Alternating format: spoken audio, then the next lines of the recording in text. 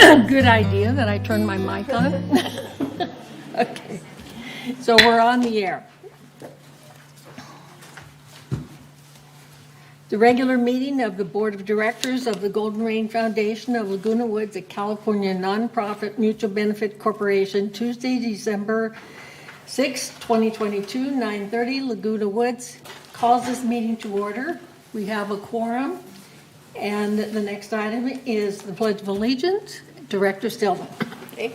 Please stand and join me in the Pledge of Allegiance to our country.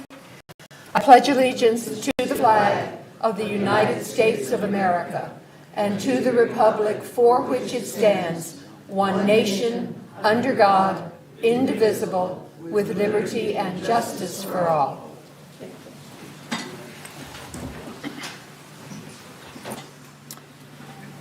So we acknowledge the media, and the next item is the approval of the agenda, and there are a couple of changes, and one would be to remove item 9, which is solar. It's G. It's 11G, solar. We don't have any issues right now on solar. Okay, so we're just going to eliminate that. And then the other, we're moving the pickleball presentation up to the beginning of new business. Okay, so it'll be at the beginning of new business instead of at the end of new business, because I know everybody's anxious. Okay, so are there any objections to the corrected agenda? Juanita? Just a question.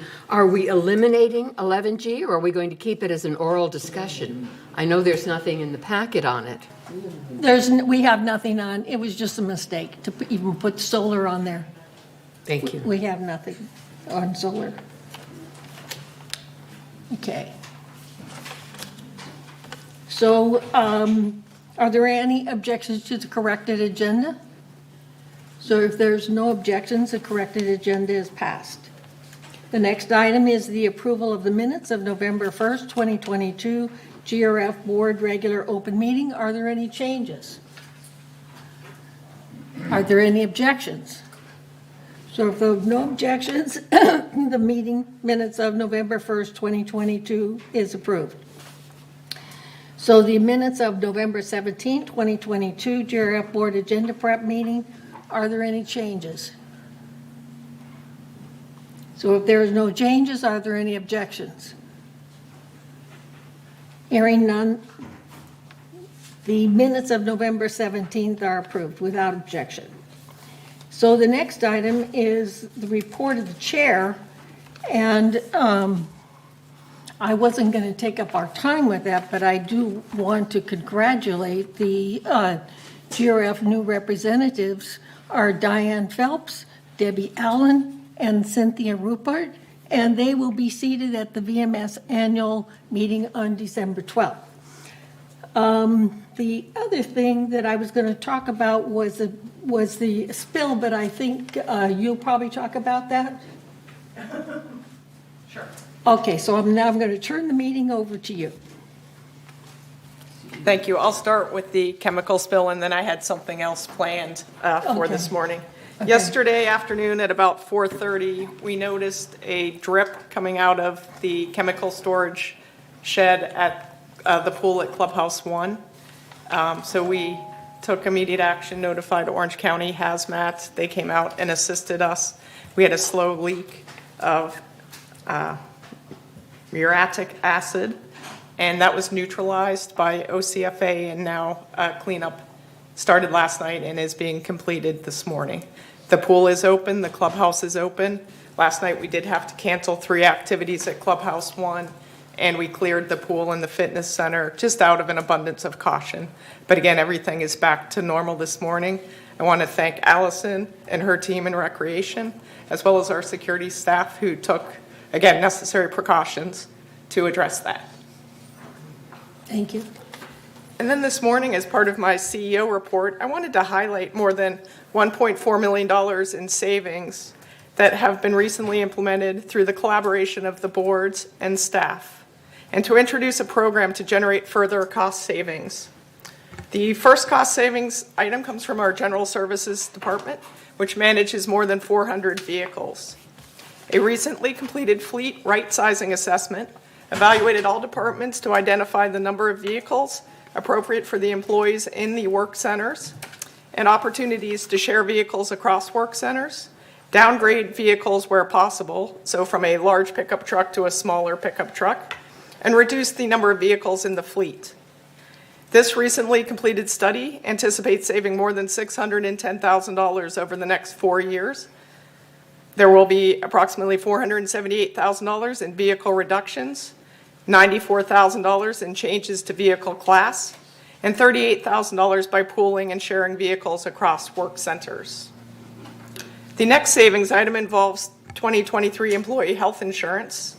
During the budget preparation process, staff was engaged in negotiations and evaluating different alternatives to providing employee health insurance, captives, various self-funding options, and so forth for non-union employees. At that time, the incumbent provider quoted a 10% rate increase for 2023. Ultimately, staff was able to negotiate with a different provider at a 4.4% reduction from our current year rates while enhancing employee health care benefits. So this is a great outcome for both the village and for our employees. The estimated 2023 savings is a minimum of $500,000 through this change. The next cost savings measure is associated with the replacement of the irrigation master control system that was originally installed in 2001. The current system is obsolete. There is no functional remote access. A technician must be at a monitor to see and resolve issues, and this is a limiting factor given the system runs at night and on weekends. The new WeatherTrack system uses cloud-based software, providing the user with remote access to manage controllers, and daily weather reports are communicated to the controllers to automatically adjust run times as needed.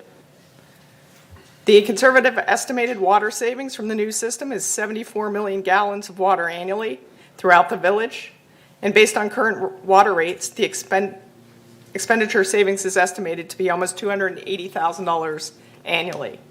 And I should stress that with expected water rate increases, expenditure savings should increase along with those rates, which is good news. The final savings item pertains to administration of the employee's 401k plan. The plan was administered by one company, with portions administered by a separate third-party administrator. Staff sought pricing to bundle record keeping and act as the sole program administrator. This action reduces the administrative costs for the plan by more than $42,000 per year. These costs are borne by the employees participating in the program, so this reduction is to employee participants and makes this key benefit and retention tool even more attractive to employees because they are paying less for administrative costs. To further these cost-saving efforts, VMS is launching the Bright Ideas pilot program. Employees are valuable sources of ideas that may reduce costs, promote financial stability, enhance service quality and processes, offer innovation, and improve safety and decrease liability exposure. Qualifying suggestions are eligible for rewards ranging from honorary to $1,500 based on the impact of the suggestion. Funding for the 2023 pilot program will come from savings achieved through the implementation of the ideas generated by the program. The cost of the pilot program will not exceed $10,000, and program effectiveness will be monitored quarterly by boards of directors and may be extended based on performance. And that concludes my update this morning. I just wanted to share some good news with the community. Thank you. Yes, Reza. Thank you, Siobhan, for all the effort of VMS for the cost-saving effort. Thank you for that. I have a question about the fleet. You mentioned about the cost saving. Does translate into number of vehicles being reduced? And if that's the case, over what period of time, or just that cost saving under similar operation that we have? There is an actual reduction in the number of vehicles. I'll look that up quickly and I'll report back at the end of the meeting. I appreciate that, yeah. Thank you. Off my. Any other questions? Okay, the next item is the open forum, so I have to ask staff, how many people do we have for the open forum, because that would, We have 2 in-person speakers, and then, let's see, we have 2 emails to read for open forum. We have a few emails for a different portion of the meeting, but okay, all right. that is it. So at this time, only may address the Board of Directors regarding items not on the agenda and within the jurisdiction of this Board of Directors. Board reserves the right to limit the total amount of time allotted for the open forum to 30 minutes. A member may speak only once during the forum. Speakers may not give their time to other people. No audio or video recorded by attendees, and no rude or threatening remarks. Members can attend the meeting by joining the Zoom, and that number is 9813125. Can you write it that fast? I'm sorry, I'll start over.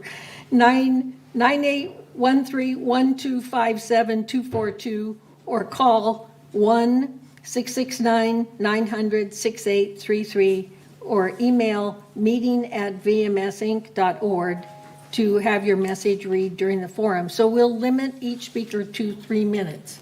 So I'll turn it over to you. First speaker is Chris Collins.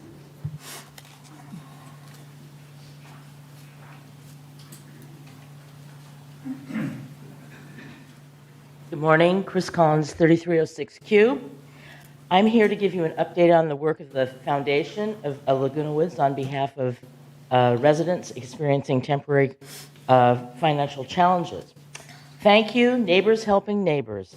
The Foundation of Laguna Woods Village would like to thank all of its donors and many individual clubs and other organizations who have generously supported the foundation and made it possible for it to celebrate the 25th anniversary this year. These donations have ensured the lifeline provided by the foundation has continued to provide needed help to residents encountering hard times during the past 25 years. The thank you notes received from the residents help by the foundation tell the whole story. I just want to thank you from the bottom of my heart for the foundation's caring assistance. I know I was just an anonymous case, which makes me appreciate your gift so much more because I know your kindness is there for everyone who needs your help. I want to express my deep appreciation for a generous grant. Thank you for making it possible to enjoy a respite from caregiving for my brother. This grant has served to improve my mental health. And finally, a recent fall injured and scared me. Thank you for the emergency response device coverage. Your generosity is very much appreciated since my finances are limited. Many of you may be wondering how their donations help residents. Well, here are a few examples. For example, a $100 donation can buy 2 earthquake kits for residents who can't afford them, or fund 1 trip to the South County Outreach Food Pantry, transporting approximately 8 residents once a month. For services, to obtain services, you must contact the social services at 949-597-4267. A $200 donation can fund several days of care for those with dementia or Alzheimer at the Healthy Aging Center Laguna Woods, which is located on El Toro Road, and it's provided by Alzheimer's Orange County. A $300 donation can fund 42 Meals on Wheels or pay for 6 $50 grocery cards for needy residents. A $400 donation can pay 8 electricity bills or provide a medical alert system for a fall-prone resident. And finally, a $500 donation can provide days of care services after a hospital stay or repair the hearing aid of a resident facing financial challenges. For more information about the foundation, please contact us at thefoundation@comline.com or 949-268-2246. Please also visit our website at thefoundationoflagunawoodsvillage.org to learn how the foundation lives up to its mottos, Neighbors Helping Neighbors. Thank you. Thank you. Next speaker is Lenny Ross.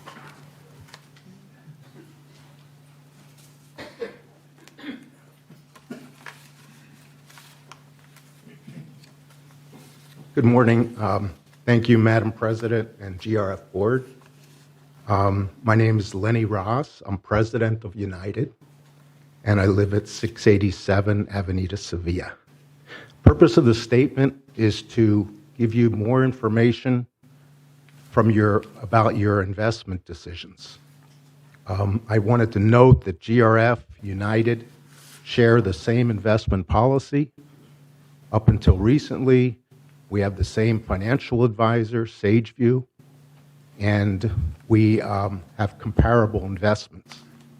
My statement is as follows. United, after having 4 ad hoc investment meetings on November 14th, United Board heard the outstanding presentations from Allison Bach, our resident advisor with 35 years in financial services, Jerry Salusewicz from Pacific Financial Planners, and Russell Goldstein of Bank of America. Bank of America is a prime broker-dealer. This culminated with United Board's decision to accept the resolution to sell our bond funds, replacing them with U.S.-backed Treasury bills, laddered from 3 months to 21 months, now paying over 4% per year, with an anticipated recovery of United's loss of $1.5 million within 2.5 years. During this process of securing professional people sharing with our United Board their many years of investment advisory experience, I have learned 4 points. Number 1, United shares with GRF an investment policy which has as its number 1 goal for investments is safety. Number 2, our investment advisors told us that bond funds, both GRF and United, were invested in much riskier than being in individual bonds. They are like a mutual fund of bonds in that individual bonds have a maturity date and a yield to maturity, whereas the only thing that affects the return of bond funds are interest rates. As interest rates rise, bond funds drop. Interest rates drop, bond funds increase. Our advisors further stated that raising or declining interest rates could represent a cycle lasting 20 years. In fact, we have seen rising interest rates for the last year. United's investment losses year to date reached $1.5 million, and GRF investments losses year to date are about $1.8 million. We expect another increase in interest rates by the Fed on December 14th and early on 2023, which will add to the investment losses. Please keep in mind that because of this risk of bond funds, United and GRF investment policy includes investments of individual bonds, but does not include investments in bond funds. Our investment advisors further stated that our investment... Lenny? Yes. Excuse me, your time is up. Can you summarize it? Yeah. Close? Thank you. Okay. I'll get to the final point. And this is my final point. Albeit GRF enjoys a larger cash and reserve position than does United, as a fiduciary, it is our responsibility to our members, and this money belongs to all of us, that we manage it properly, and when it appears that based on the short-term outlook for interest rates is up, bond funds held by United and GRF would most likely continue to lose more money. In conclusion, United on November 14th passed our recovery resolution, and we urge GRF to do the same. And also, I have copies of my statement, and also I have copies of one of our investment advisors, Allison Bach, Lenny? and I'd like to present that to you. So I'll leave that here. Okay, thank you. Thank you. All right. We have 2 emails from residents, so I'll go ahead and read those. The first one is from Rosalind Russell, and they stated, "Dear Board, those of who swim note how cold Pool 4 has become during our cooler times. This is actually dangerous to us since, as you know, we are all older and dealing with cool temperatures harms us to the point of suffering and perhaps death because of being too chilled. Pool 4 is supposed to be our warmest pool. Many have reported this important matter to Recreation without a change, though Pool 4 is supposed to run at 87 to 86 degrees year-round. I imagine it would be helpful to have this pool covered at night to retain both the temperature and water from evaporation, but we know this hasn't been done for months. While mentioning these matters, the pool cover is uncovered with a most damaged cover and needs replacement. It is shabby as so of a few of the umbrellas around the pool area. Where is maintenance? Thank you for hearing my request along with the reality we need the heat for our health and safety. If we didn't, we could go to other pools for a cooler swim. Thanks. And the secondary email is from Bill Fisher. They stated, the operating rules were approved last month for the garden center. So many residents told your GRF and the CAC committees that the rules needed more work. They were ignored for the most part. We have been told to wait and see how well these rules work. The rules are not working already if you follow the rules. Number one, both residents and staff must follow the rules. For residents, Rule G1, quoting gardeners/partners are responsible for keeping their plots weed and debris free at all times. Key words, weed and debris free and at all times. This means 0 weeds and debris every minute, every day. You may say, we didn't mean that. Why not say what you mean? For VMS staff, Rule Q1, third paragraph, quoting a portion thereof. If a gardener is found to be in violation of the operating rules, the gardener shall be notified. Read the full Q1 for even more procedural requirements. Keyword shall. Shall is a required action.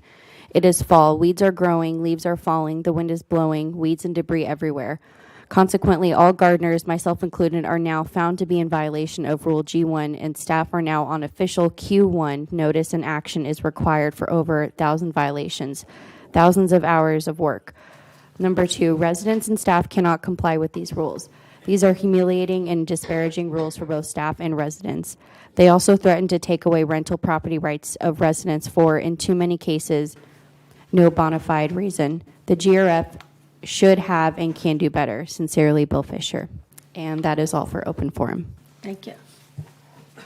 Was there any response to the forum speakers?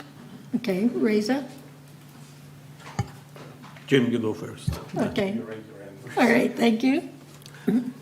First, I want to thank Lenny and United for bringing to the table the investment status. I think they did a very credible job of getting advice and counsel from the ad hoc committee.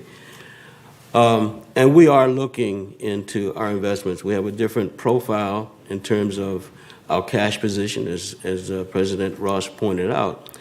And so we're going to be a little bit more deliberative in how we pull out, or if we pull out, of the current investment. I just want to remind everyone, too, that in 2019, a similar ad hoc committee was formed. And because of the low yield of the current interest rates, had advised that we move into bond funds at that time, which I guess everyone agreed to at that time, because 2019. In 2020, the bond funds had a great yield, and but not enough. And at that time, for the United board, and there was a suggestion you probably didn't see, but that why don't we move into stocks? We rejected that because obviously that is not in keeping with the policy. So, of course, in 2021 and 2022, as interest rates rise, bond funds are usually very much slower to react than than bonds themselves. So it made us all realize, and I think Third realized that earlier rather than we did. But bond funds react much slower, and bond fund managers have to react much slower to any sort of interest rate changes. The result is our yield today is very, very low. We haven't sold anything, so we call it unrealized or a paper loss. It's expected to recover. The question is when and how much. And so that's why we want to take a much more deliberative approach, because it's not just one fund. It's a series of about 7 funds, and each one has a different profile and a different fund manager. And so some will recover sooner rather than later, okay? And if that sooner rather than later is a better choice for us, we may stay with that fund. So we're looking at this in a much more deliberative way. In fact, we're scheduling with our investment advisor an education process by which at the next finance meeting, okay, we'll get an education on the difference between bonds, bond funds, cash equivalents, and a whole bunch of alternatives that we would consider as fiduciaries. So we are working on it, And I thank again President Ross for bringing this to the forefront. Thank you. Any other Yeah. reason? Thank you, Madam President. First, I want to thank Ms. Collins. Every time you come here, you bring the message of hope and kindness. We really appreciate everything you do for the community. I will say it every time that you come because you're great. Thank you. I just got a message from our CEO. We eliminating 11 vehicles, downgrading 10, and 6 of them being repurposed. That's great news. Thank you for that. I have a question for Lenny, Mr. Ross. When we combine our forces on investment, are we getting any favored status? I leave the technical detail to James, but I'm just interested to see if a combine or investment, do we get any preferred status or any saving on the cost of the fund or anything like that that you might be aware of? Thank you. So I know that we both use SageView, and SageView provides very, very competitive low rates for us, and I'm sure for GRF as well. I think it's like 7 basis points. It was the charge that they were charging us. So that's one advantage, is both using SageView, we enjoy the better or the lower rates. But I think it would be in our interest to, I'm sure it was definitely in our interest for United to come to the decision we did, because we weren't in the same position as you guys. It's the GRF. GRF has a much stronger position in cash and in reserves. However, and that's why we came to the decision that we did, that we needed to sell our funds and start our recovery plan. I think if we, and the next step is for us to pick a new financial advisor, which we're going to be doing. And at that point, if we combine with GRF and pick the same financial advisor, we could gain benefits via that route too. And so we're looking at that, and we may want to combine forces with you guys. And if you guys are considering another financial advisor, we can talk about that at a later time. But that's basically it. Thank you. Do you see Diane has her hand up? Pardon? Dan, yes, there was Diane, and then Joan, and then Yvonne. Okay, so Diane, your turn. Casey. Diane Casey. Your hand is up. Okay. That's mine. Okay, until she comes up, I think, I just had a question for one of the emails for Rosalind. What pool number was that she was referring to? Pool 4. Pool 4. Thank you. so why don't we let Allison speak to that? Thank you. Good morning, Madam President and Directors. Yes, the Pool 4 is to be kept at 84 to 86 degrees year-round. That's per the operating rules. And the water is currently reading about 87 degrees. Our system is maxed out at 87 degrees, so we can't go any higher than 87 at that particular pool. And also regarding the pool covers, yes, we are aware they need to be replaced. We're currently gathering quotes for that, as well as the umbrellas. So that is on our radar, and we are looking to refresh some of those items over there. Thank you.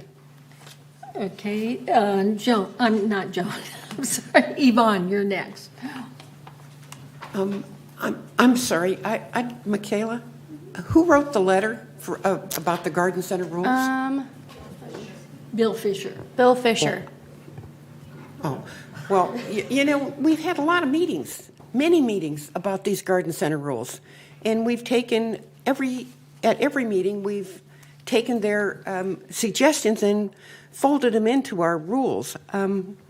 I don't know what else I can do, or the CAC can do. We've elevated them to GRF, and now we're going to try to pass them. Thank you. Did you want to add something to that, Allison? I think the only thing I would add, there is some language throughout the garden center rules that maybe could be, it's up to interpretation. We're not going to go around the garden centers if someone has weeds and we know they're active participants and send them to compliance. It is within reason for staff to monitor. There are a lot of compliance issues at the garden centers. It's something that we're working on to get everyone up to speed and keep their plots organized and up to date, but there are, we understand that weeds are going to come up and people can't keep them weed-free 100% of the time. We're reasonable with that and enforcing that. So we plan on continuing to approach it that way. Thank you. Diane? Your hand is up. Okay, it's blinking. Are you there? Oh, she's taking it down. Oh, okay. No, it's still up. But I can't hear. She doesn't have her mic on. Yeah. No mic on. Okay. Oh, well. Okay, so I think we need to move on. And whatever information you have, Diane, we can talk about that after the meeting if that's okay. So the next item is the consent calendar. All matters listed under the consent calendar are recommended for action by committees and will be enacted by the board by one motion. In the event an item is removed from the consent calendar by members of the board, such items shall be subject of further discussion and action by the board. So recommendation from the Finance Committee, A, consistent with the statutory obligations of subcommittee of the board consisting of the treasurer and at least one other board member reviewed and approved preliminary Golden Rain Foundation for the month of October 2022. By this vote, ratify that such review be confirmed in the month's board open session meeting. So do you want to make a motion that we pass it? Motion. I move that we pass the consent calendar. I'll second. Are there any objections? No objections. The consent calendar is approved. So the next item is unfinished business. So is to entertain a motion to approve the Saddleback Church. Now, this motion was previously passed, and we have completed the 28-day review. So, Joan, please read the resolution. Thank you. I'm working on it. Okay.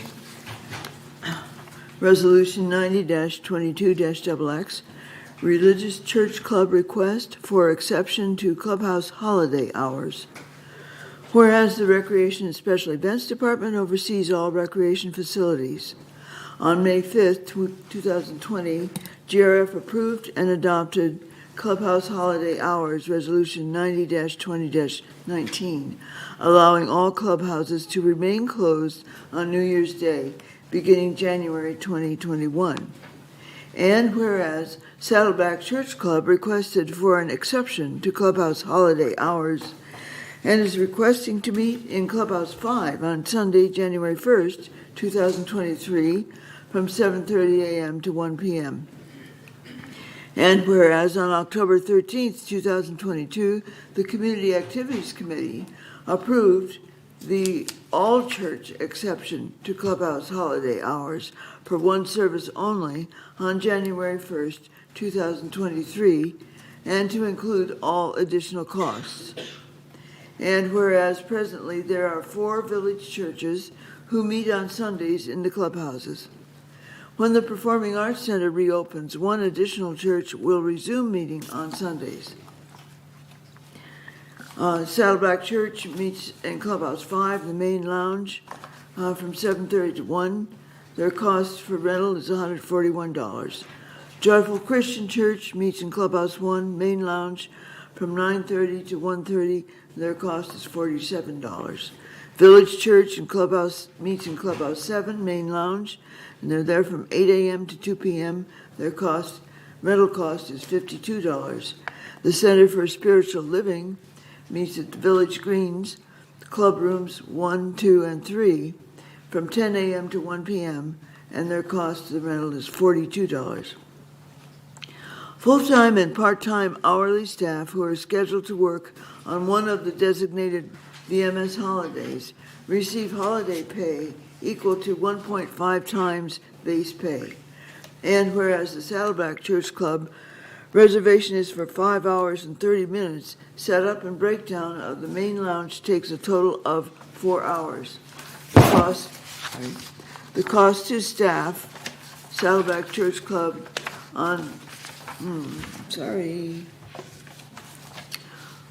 The cost to staff Saddleback Church Club on January 1st, 2023 is approximately $412.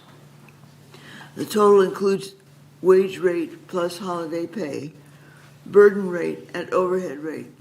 The labor, $412, and room rental, $141, total $553.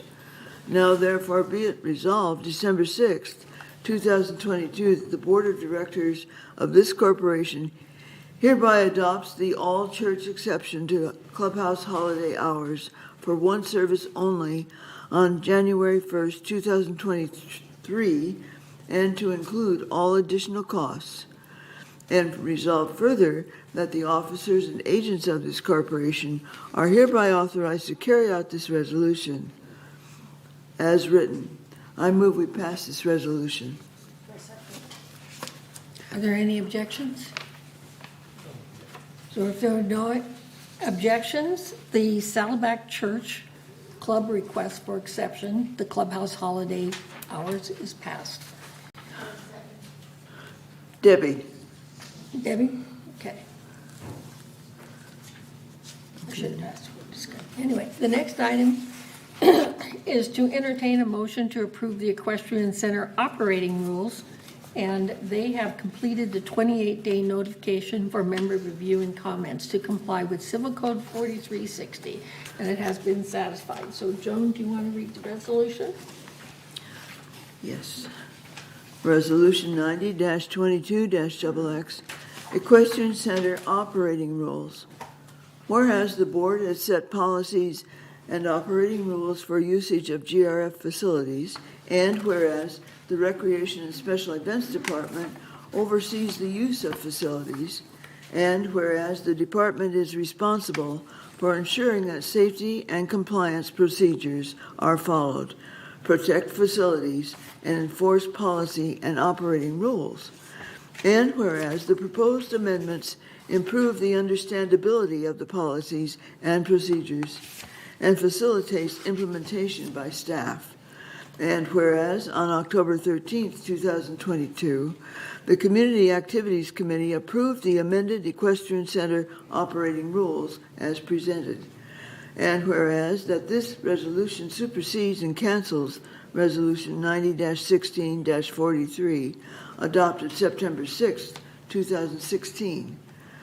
Now therefore be it resolved, December 6, 2022, that the Board of Directors of this corporation hereby adopts the amended Equestrian Center operating rules as presented and attached to the official minutes, and resolve further that the officers and agents of this corporation are hereby authorized to carry out this resolution as written.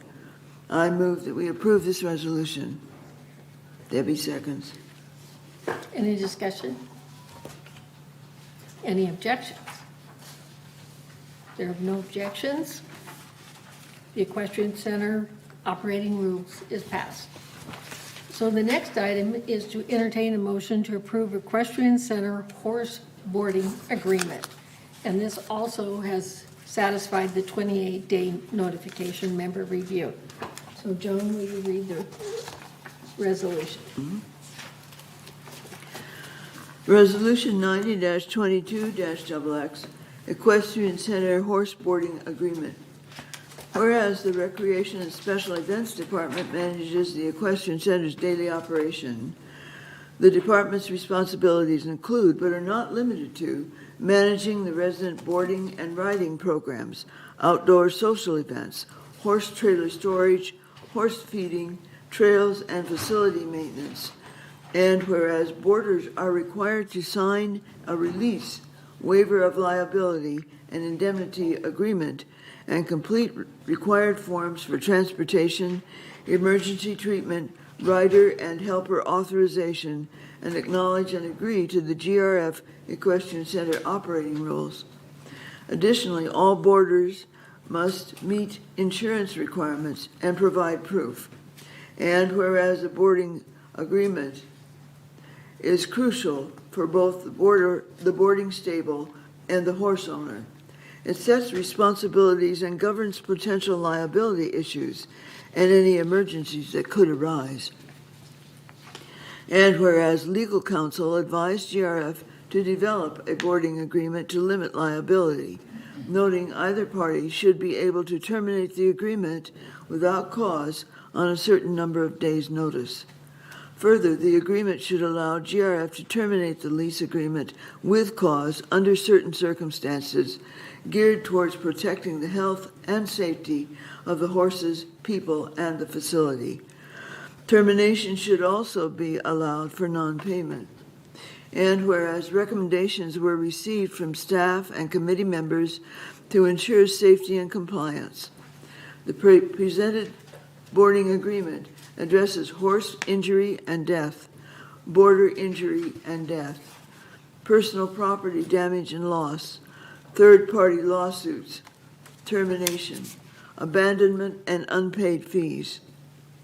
GRF Legal Counsel has reviewed and approved the horse boarding agreement, and whereas on October 13th, 2022, the Community Activities Committee approved the Equestrian Center horse boarding agreement as presented. Now therefore be it resolved that December 6, 2022, the Board of Directors of this corporation hereby adopts the Equestrian Center horse boarding agreement as presented and attached to these official minutes. And resolve further that the officers and agents of this corporation are hereby authorized to carry out this resolution as written. I move that we accept this resolution. Debbie seconds. Any discussion? Are there any objections? So if there's no objections, the Equestrian Center horse boarding agreement is approved. Yay. Okay. The next item is to entertain a motion to approve the workers' comp collateral requirement, and that has met the 28-day notification for review. Joan, would you, I feel sorry for you having to read all of these resolutions. This one's short. This one's short, okay, great. This needs a title, by the way. Okay, Okay. Resolution 90-22-XX, Insurance Renewal Funding. Whereas the Golden Rain Foundation maintains a letter of credit with Bank of America in an amount sufficient to meet collateral requirements for the workers' compensation insurance policy. And whereas Safety National, the workers' compensation insurance provider, requires an increase in the letter of credit by $275,000 to meet collateral requirements for renewal of the workers' compensation policy. Now therefore be it resolved that on December 6, 2022, the board authorizes an increase in the letter of credit with Bank of America from $2,050,000 to $2,325,000, and resolve further that the officers and agents of this corporation are hereby authorized on behalf of the corporation to carry out this resolution.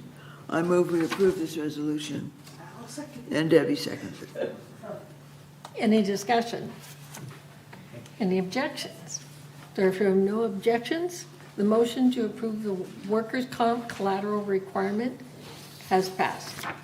So the next item is to entertain to approve the garden center fees, and it has completed its 28-day review. But before we start, I would like Steve to come up and give a brief summary based on a brief summary of why we are increasing these fees and how reasonable they are. Thank you. Good morning, Madam President and directors. Michaela or Paul, do you by chance have this slide?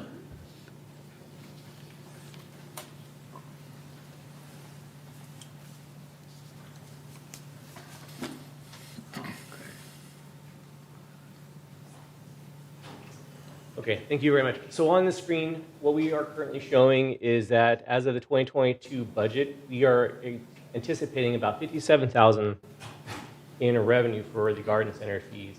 In total, in terms of expense that's anticipated for the year, you're looking at about $270,000. So the overall expense that is being absorbed by the community is sitting at about $214,000. So the amount that's covered by the fees is 21%. Up in the text area, it talks about a GRF resolution that was passed back in 2019 that was approved to maintain the percent funded by fees at about 27%. Given the fact that we experienced COVID and other issues for the past couple of years, the fees were not increased for the past couple of years. So despite that fact, the expenses have been increasing. So you have increases due to utilities, labor, depreciation, just incremental over the past few years. And as a result, we're coming back to comply with the original resolution that was passed in 2019 to bring it to 27%. In all, it raises the fees from varying amounts, but it comes down to about $1.50 per month for each resident participating in the garden centers. All right, thank you. Thank you. Should I read it? So, Joan, would you read the resolution? Resolution 90-22-XX, Garden Center rental fees. Whereas resolutions 90-12-132, 90-18-03, 90-12-12, and 90-16-18 established guidelines for shared costs and fees. Certain fees can be imposed upon users for various recreational facilities to control crowding, mitigate overusage, and recover operating costs.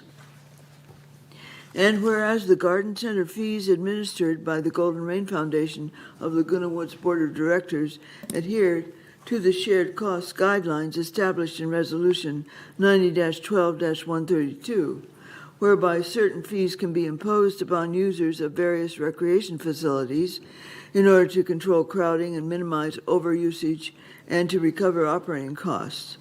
And whereas, in accordance with the fee review process established in August of 2022, fees with annual revenues of less than $100,000 will be reviewed once every 5 years. Staff will then propose fee changes, increase or decrease, to ensure that shared costs stay within a set percentage. And whereas staff recommends the percent of garden center expenses to be funded by fees shall equal approximately 27%, while the percentage of costs to be shared by all residents shall equal approximately 73%. And whereas the proposed 2023 revenues of $77,233 include garden and tree plot rental revenue of $76,752 and shade area bench rental revenue of $481. The proposed garden center fees are listed in the table below. This is the proposed schedule of garden center rental fees. Garden plots, the current annual fee is $57. The proposed fee is $72 with a 15% change. Tree plots, current fee is $57. Proposed fee is $72 with a $15 change. The shade area bench is currently $11. Proposed fee is $13 with a change of $2. Whereas at the September 8th, 2022 CAC meeting, the committee recommended the proposed staff recommendation of the proposed schedule of the garden center rental fees with an effective date of January 1st, 2023. And whereas at the October 19th meeting, 2022 Finance Committee meeting, the committee affirmed the CAC recommendation of the proposed schedule of garden center rental fees with an effective date of January 1st, 2023.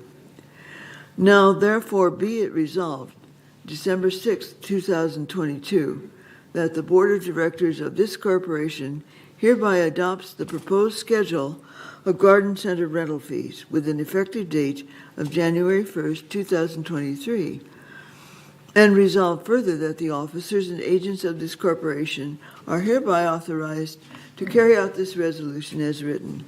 I move that we accept this proposal, this resolution. Second, thank you. Debbie's Discussion? official Discussion? Discussion. We do have two member email comments. Okay, That's thank you. okay. Okay. The first one is from Hedy Williamson, and they said, I wish to complain about the proposed increased fees. I was told that one reason this fee is being contemplated is to discourage those people who do not use their gardens. But what the fee does do is add a hardship to those, excuse me, to those of us who garden throughout the year, keep our plots weed-free, and are good stewards of our community garden. Please keep gardening affordable. And then the second one is from Noella Florida, and they said, good morning. I would like to oppose the increase for the plot increase. This is ridiculous because this is a hobby that we can avail, and we did spend money taking care of our gardens, abiding the rules and regulations of GRF. As a senior citizen with a limited income, why increase what we are already paying so much on association fees, and for the small plot that we are renting for a hobby you guys still want to increase? Please review this proposal and don't increase. And that is all from member residents at this time. Thank you. Is there any other discussion? Okay. Do we need to vote? First, Yes. I'm going to ask, are there any objections? So if there's no objections, the garden center fees has been approved, and I thank you. All right, the next item is the update committee appointments. Would you please read, Joan? She's going to get hoarse after this. I'm practicing my acting. Resolution 90-22-XX, GRF committee appointments. I will read the changes. There are no changes, resolved December 6, 2022, that the following persons are hereby appointed and ratified to serve on the committees of this corporation. Strategic Planning Committee, no changes. Community Activities Committee, add Annie McCary from 3rd. That's what's on here. It'll change for next We month. It'll have change next meeting. Right, we have those highlighted just because she resigned from the 3rd board, and so it's just to kind of give you guys a heads up that she will eventually be removed from those once 3rd meets. This is a work in progress, everyone. Thank you. Okay, the Finance Committee, Al Amado from Mutual 50 was eliminated. Information Tech Advisory Committee, no changes. Landscape Committee, Reza Karimi, GRF, was eliminated. Yvonne Horton became official GRF rep. Annie McCary, alternate from 3rd, was added, will be subtracted. Catherine Bryans was added as an advisor. That's a Landscape Committee. Maintenance and Construction Committee, Reza Karimi is now chair instead of alternate. Egon Garthoffner is the alternate, and Gan Makapati is the co-chair. Advisor Steve Leonard was eliminated. Under the Clubhouse Renovation Ad Hoc Committee, Gan Makapati is now co-chair. Okay. Under Media and Communications, Juanita Skillman was eliminated from GRF. Elsie Addington from GRF was added. Annie McCary was added from third, and Catherine Bryans was added as an advisor. Under the Website Ad Hoc Committee, Elsie Addington, alternate, was eliminated, and Annie McCary from third was added. No change to Broadband Ad Hoc Committee. Mobility and Vehicles Committee, no change. Security and Community Access, Juanita Skillman was added from GRF. Annie McCary was added from third. On the other committees, Disaster Preparedness Task Force, no change. Laguna Woods Village Traffic Hearings, no change. Purchasing Ad Hoc Committee, no change. Select Audit Task Force, no change. Insurance Ad Hoc Committee, no change. Compliance Ad Hoc Committee, Annie McCary was added. A new position, correspondent, Elsie Addington from GRF is that. And as a reporter from El Taro Water District, Juanita Skillman has been added. Resolved further that Resolution 90-2250, adopted November 1st, 2022, is hereby superseded and canceled. And resolved further that the officers and agents of this corporation are hereby authorized on behalf of the corporation to carry out this resolution. I move we accept this resolution. I'll second it, but I Thank do have a question. Okay. Is Rhina still part of Mutual 50 or not? Yes. Yes, okay. That's all, that was my only question. Okay. Are there any other questions, any other discussion? Okay, Juanita? I would just like to protest the word eliminated. Could we say removed? Suggest As a one of difference. those who was eliminated. What would you prefer? What would you prefer? Removed is fine. Thank you. Removed. Okay, Eliminated the fire and the Understood. Thank you, Juanita. got it. Okay, are there any other changes? All right, if there's no other changes, are there any objections? If there are no objections, the updated committee appointments is approved. So we eliminated the solar update because we don't have anything to discuss on that. And then the next item is to entertain a motion to approve the modified anti-harassment, anti-abuse, anti-intimidation policy and formation of the joint hearing body. And this will go into another 28-day review. So do you want to speak on that? I can give a brief overview, Okay. and Francis is also joining us via Zoom. Okay. But on September 6th, this board unanimously adopted the anti-harassment, anti-abuse, anti-intimidation policy and authorized the formation of a joint hearing body. The purpose of this amendment is to reflect that only GRF and United are participating in the policy. So every reference to Third Mutual has been deleted. So those are the simple changes that are before you today. Thank you.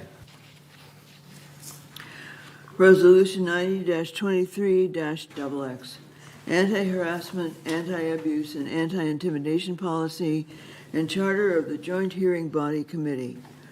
Whereas the Board of Directors of United Laguna Woods Mutual, United, and Golden Rain Foundation, GRF, require a clear and consistent policy to address claims of harassment, abuse, and intimidation by directors to staff of Village Management Services, Inc., fellow directors and residents, as well as claims involving harassment, abuse, and intimidation by residents to staff of VMS directors and other residents.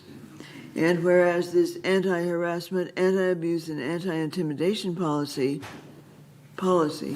is intended to provide guidance relative to such behavior and issue a mechanism for addressing same by the Anti-Harassment, Anti-Abuse, and Anti-Intimidation Joint Hearing Body Committee. And whereas this policy is being adopted by the Board of Directors of GRF and United in the in the exercise of their respective duties to maintain, protect, and enhance the value and desirability of Laguna Woods Village and the interests of all of its members.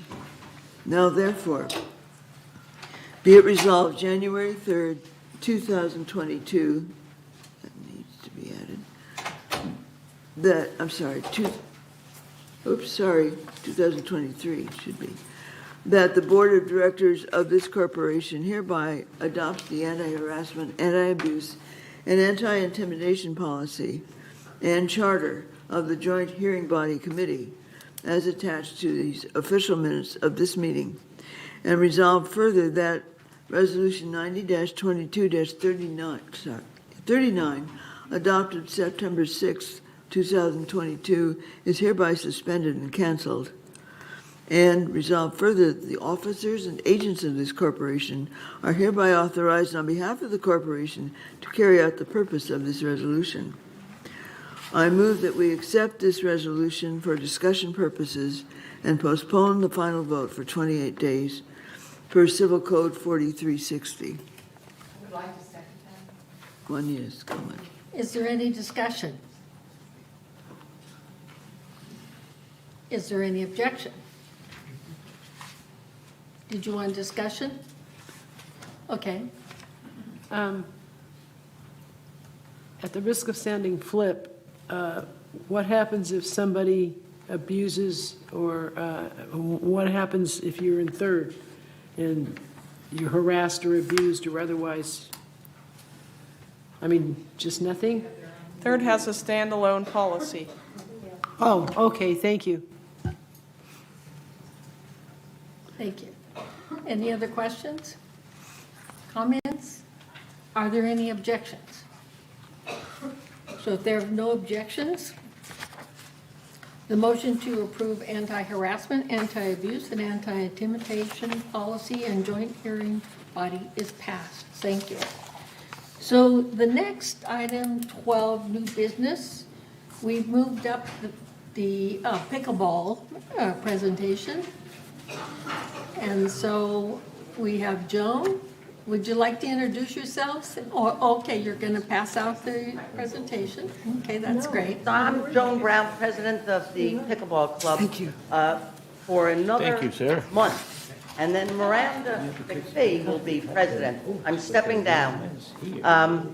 And Tom Conrad is in charge of the committee for this project that we would like to present to you. This is, first of all, thank you, Madam President and Directors, for giving us the opportunity to speak before you today. What this is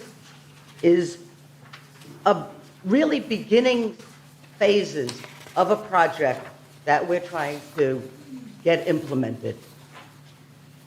It's really a conception of a project that we're presenting just to get the word out and to make it clear what the word is. First of all, next slide. What we're looking to do is to get a new pickleball facility, which will cost zero to the GRF budget. It will not come out of your reserves. We will get the money ourselves. We will raise the funds. It will cost zero in monthly assessment change. There will be no HOA increases. Got that? Spread the word. No cost to GRF, no HOA increases.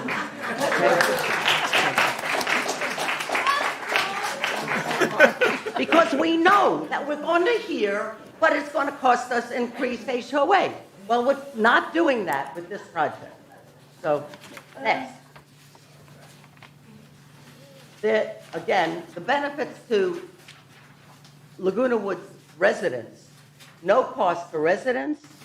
They can still play. They won't have to pay any more money for it. It'll provide a modern facility for use by the residents, and GRF will own the facility, and they can take the clubhouse and charge rental fees on it, which would give more income.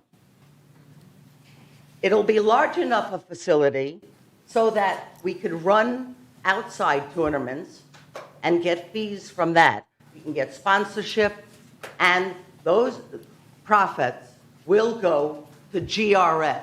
The club will not keep those monies. And that'll pay the annual maintenance costs for the facility. Also, developers across the nation are adding pickleball courts. You know, we see this. You know, when we started talking about pickleball back in 2011, nobody said, oh, it's a silly sport. What in the world are we even talking about? Now we see it everywhere. When realtors get a new client to take around, they're asking, where are your pickleball courts? How many pickleball courts do you have? This will bring the village into the modern days. We'll be able to compete with other areas. Next. So, as I said, we've seen that pickleball has exploded in popularity. There's money coming into it from all sorts of players. Mark Cuban just bought a team, a league, in fact. CBS is airing pickleball network, not CBS Sports, but regular CBS network is airing pickleball events. What's his name? Stephen Colbert just had a fundraiser for comedy relief that based on a pickleball tournament, and that was on Prime TV too. 63 countries are playing in the pickleball and are part of the International Olympic Committee. And we expect that when that hits 75 countries, it will be an event in the Olympics. That may be too late for 2028. I understand that they've already put in what sports LA is going to have. So it may be too late to get them in 2028. 2032, we will see pickleball. They may have to change the name of the sport in the Olympics. So we've seen a 39% growth in participation in the United States in the last 2 years. 2 years. Nationwide. Next slide. In Laguna Woods, we have outpaced the national growth. In the last 1 year, so from, I can name this, right? Yeah, 2021 to 2022, just this year, we've had a growth of 42% in membership in the committee. So we started out the year with 385 members. Right now, well, actually, right now we're at 548. That's a big, they're coming out of the woodwork, you know. In the 3 years since we opened the courts, and you know, the courts began as the old tennis club courts, and we could only we built as many courts as we could down there, GRF did. And we share those courts with paddle tennis.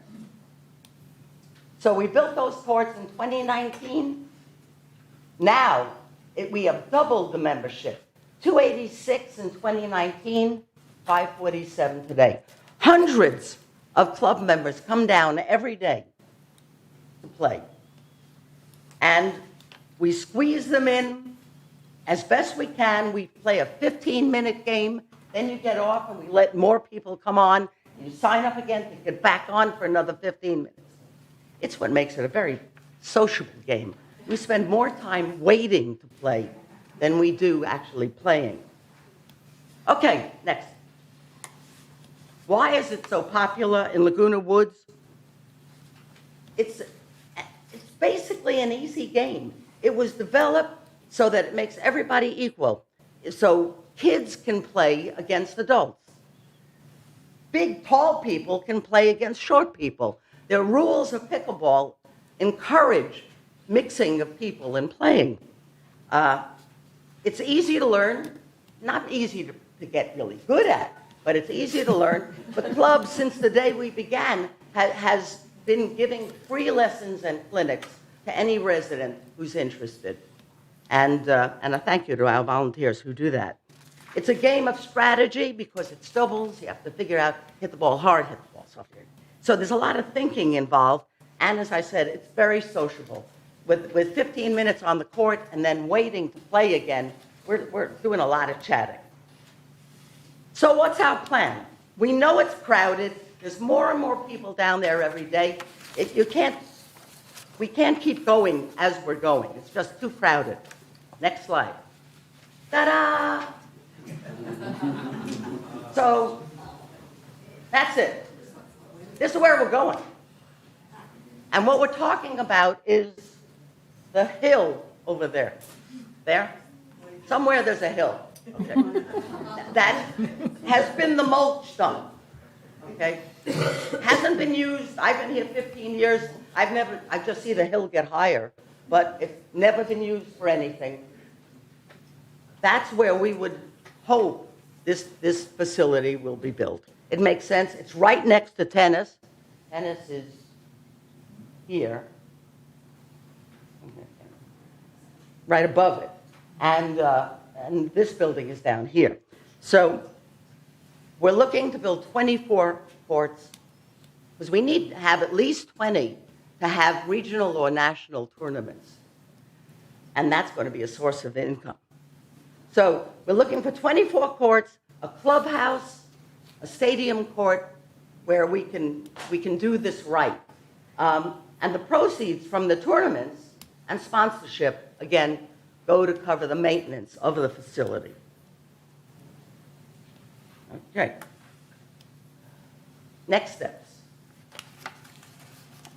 So we know this is pretty general, and we need to put more meat to this. But we wanted to let you know so that when the rumors start, you'll have an idea what they're talking about. So we have to develop a full fundraising plan. We have to identify revenue streams and nail down what costs would be involved. Also, we are here to answer questions. If anybody has a question, contact us. On the bottom of that page, we have our website, LagunaWoodsPickleball.com, and our email address, which is coincidentally LagunaWoodsPickleball@gmail.com. So contact us. We are here to answer questions. This presentation will be on our website tonight, and we're willing to go talk to any club or any mutual to answer the questions. Then we're looking at coming back with a more in-depth presentation to you so that we hope we can get an approval for the project and to use your land to build this. But we can't start collecting and contacting DCF until we have your approval. I think we also have to get the approval of the corporate members in order to do this. So we know this is the beginning, but we just wanted to make sure that you knew about it before we started spreading the word out there. We know we can do this. We've done it before.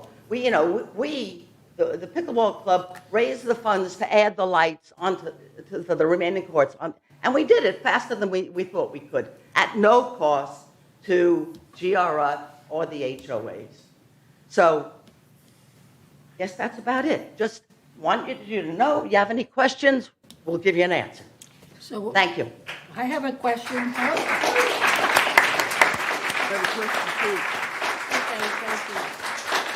So I have a question. How soon do you expect to have this gathering information here that we need to come before the board? We're hoping in 3 months. 3 months? 3 months. We will, well, and if it's earlier, it's earlier, but we're hoping. Okay. 3 months to get stuff together and be ready. Okay. Okay, Joan?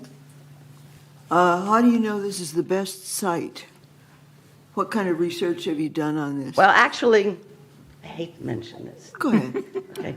But when we were building the courts out last time, we looked at sites throughout the village, and there was a problem with every site. And actually, this is the site that was selected at that time, up on the hill, for a major fitness center, pickleball expansion, and other activities on that hill. On that hill. Elsie. Oh, I'm sorry. I guess Let me get Elsie and then Gan. Okay. Okay. Elsie. I was just going to ask about parking, Joan. It sounds like you guys have really, I mean, the drawing alone and the presentation was very dramatic, in a positive way. Thank you. But what about the, like, parking? I mean. It's built in the plan. The architect that we hired to do this has the parking in it. It's that area down on the bottom. No, I got that part, but I mean, what about the city? Are we going to? It meets the zoning. It meets the zoning. Does it? But obviously, we'd have to go further on it. I just don't want it to come back and bite you in the Should be good. Should be good. derriere. Yeah. Super, thanks. Okay. Gan? It is a very interesting project and a very good proposition. And I understand that there is no cost to GRF and there will be no change in the monthly assessment for the units. And I have had a chance to go there to look at the site. And actually there is a land on the hill, that is a fairly good amount of land, needs to be graded according to the rules and regulations. And there will be additional parking space that in the open area that as you enter Clubhouse 7 on the left-hand side. That was proposed by Ajit, who was showing me around, and Bunny was with me too. And I appreciate the background work that you have done. However, a good area, open area of GRF will have to be used for this purpose. I'm very interested to see that we can have some income as well. But we have to see that there are other projects, in view of other projects, how we can resolve the issue of the land use in view of the potential income as well as other uses that can be done. So the only thing that I find myself that we have to resolve in our mind about utilization of that part, much of land for this purpose. Right. So I'll defer that to our chairman and we will consider in the board and come up with some answer, I believe. Thank you. Thank you. And thank you for your presentation. Thank you. Okay. Juanita? I'm also concerned with the parking. What I see in the area that you've pointed out might be enough parking for people playing pickleball, but not for tournaments. Right. There wouldn't, I mean, parking, if you're going to bring people in to watch, would be a problem. The other thing, you do realize that that is going to bump up against the new fire station. Right. That's going to be noise. Is that going to just disturb the pickleball people? And lastly, I gather the only entrance will be through gate 16? Yeah. Okay. And we're envisioning, like tennis has, card swipe to control access to the facility and stuff. And as far as the noise from the fire station, I think that would be nice. It's sort of like, it'll help us to encourage more conversation at a loud decibel. We'll go with symphony. I don't think that's a problem for us. Okay. Debbie? Yeah, I just would like to thank you for coming today. And, from the time a little birdie told me about this, as the chair of the Strategic Planning Committee, this is also something of great interest. And I see what the pickleball club is capable of doing with the raising of the money of the lights. So I trust the people that are involved in this to bring us all the best information, all of the things that we'll need to make our decisions, and then bring it forward to the corporate members. But the reality is just what was said at the beginning. There isn't a time you turn on news or television now that they're not talking about pickleball. And it's here to stay. It's going to grow. It's not going to decline anytime soon. So thank you so much for coming today. We really appreciate it. Okay, Egon. Yeah, you've done a lot of work here, So you must have at some point talked about dollars involved. What do you see this facility costing to Well, build? the estimate we got, and it's, it's a big picture ballpark estimate, because until you actually get into the soil and stuff, you can only do an estimate. And the architectural firm that presented the plan, he estimated like $5 million, plus what you add on a 20% contingency, it could be as high as $6 million. So it's Thank a you. couple of bucks. So we have to find some, if anybody is here who's looking for a legacy, and or their parents are looking for a way to get rid of all the money they've amassed, this would be a wonderful thing. It's tax deductible if you give through the village community fund. Outside sponsors. Okay, Jim? Well, first, let me thank you for a very enthusiastic presentation, and it's good to see a concept of a new or expanded amenity that has zero cost to the community. So at least from a That's a noble concept. a planning perspective. So I would just like to offer any sort of support in terms of financial analysis and all those kinds of things, because it is a significant project, and obviously you've got what it is that you have in mind, but there's a lot of I's to dot and T's to cross. And so I just like to offer any sort of help in terms of putting the case together and analysis. It may prove that it's not doable, or it may prove that it's extraordinarily and quickly doable. But the enthusiasm that the club brings in terms of making it happen is exciting, actually. So whatever you need, and there's not enough details to make an assessment at this point, obviously. Yeah. But it certainly is a good start. And who else wants to speak? Yvonne. Yvonne? Yeah, with Okay. Yvonne. Okay. Hi. First of all, Mark Cuban lives in Austin, Texas. If you wanted to contact him. And the other thing is that the pile of dirt that we keep calling it mulch. Yeah. It isn't. Underneath that mulch is a bunch of dirt from where they dug it out to build this building. That's how it got there. However, if you want to get rid of that dirt, I have a place for it. So, Landscaping? not landscaping, Filling the hole. lot 5. Okay. And not everybody knows that we own that piece of property across the street that is a catch basin. It's called Lot 5. And if we had some extra dirt, we could sure use it for other things. Okay. Anyway. Well, great. obviously, whatever construction happens, we'll run through M&C, so. Right. There you go. There you go. Anyway, we're here to help. Thank you. Thank you. Okay, Bye. Joan? Thank you, Joan Meehan, that was wonderful. It's my turn. I'm sure you're thinking of outside sponsors of one kind or another, and Yvonne's right, maybe Mark Cuban and others like him Right.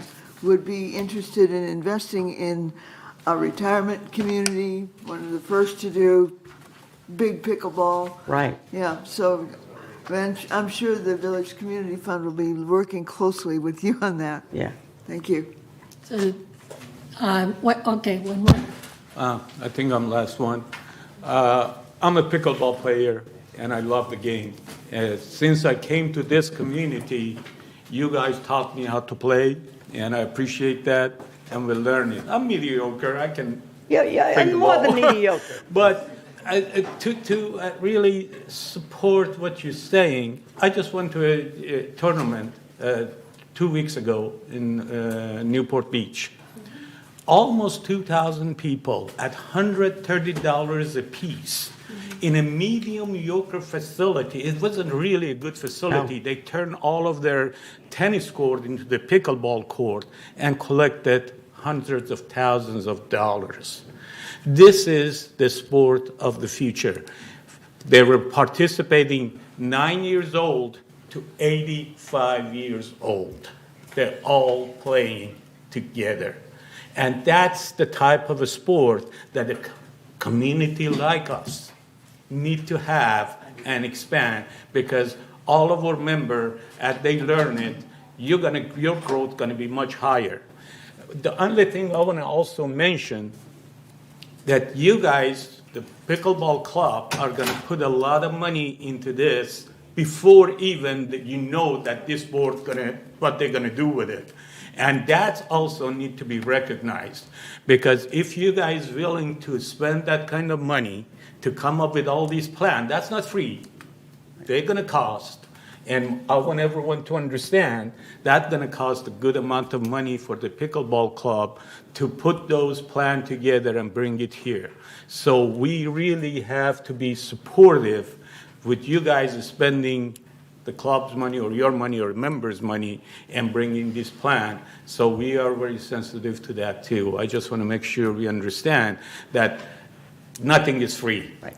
You're going to put a lot of effort and money into it before even you know that what the whole community going to do with it. And we appreciate that. Thank you. So thank you. Thank you.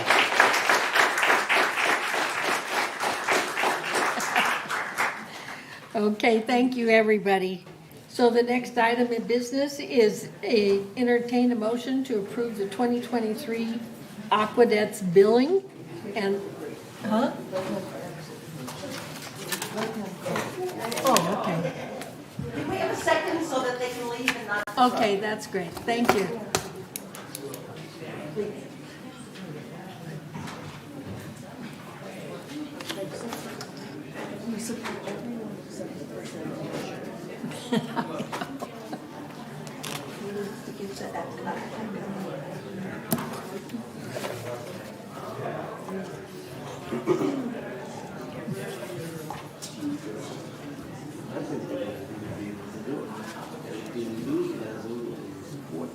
I think it's a lot to take on. They already looked at these, just in that we have two big households. I suspect they're going to find a couple of people to sponsor this. Just look at it. We have Memorial Care, we have Coke, we have the Fox, I just heard on the news, Jamie Foxx has a whole thing, he has a whole line of like pickleball clothes. It's okay. He's all into it. I mean, it's I don't think they're going to have a I don't problem think, to and fund they got biggest some sponsor. people that got involved in it. When none of these phones, $5, $6, $7, $8 is enough. Yeah. Okay, we're going to resume the meeting. So the next item in business is to entertain a motion to approve 2023 Aquadets billing, and it will require a 28-day notification for review. So, Joan, please read the resolution. Resolution 90-22-XX, 2023 Aquadets billing. The Aquadets are a community club, whereas the Aquadets are a community club who offer an annual Aquafollies water show, synchronized swimming, at Pool 1. The show takes place over the course of 3 days in the summer months. The Aquadets have been performing for village residents for more than 55 years. And whereas, due to the nature of the show, alternative accommodations are needed to host an event at Pool 1, including but not limited to rental chairs for audience seating are set up around the perimeter of the pool, and lifeguard services during rehearsals and shows. And whereas on June 29, 2017, the Aquadets received approval for the fixed dollar amount of $1,250 for services rendered. And whereas on December 9, 2021, Community Activities Committee reviewed the fixed dollar amount and advised staff to proceed with the 2022 show at the same cost due to prior shows being canceled during COVID. And whereas the cost to support the 2022 show was $5,135, GRF waived $3,885 in event expenses.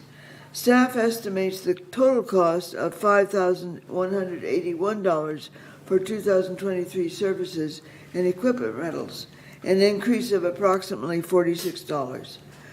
And whereas the 2023 business plan does not include an allocation for the Aqua Follies show in 2023, and whereas on November 19th, 2022, Community Activities Committee recommended increasing the fixed dollar amount by $1,000, totaling $2,250 for services rendered.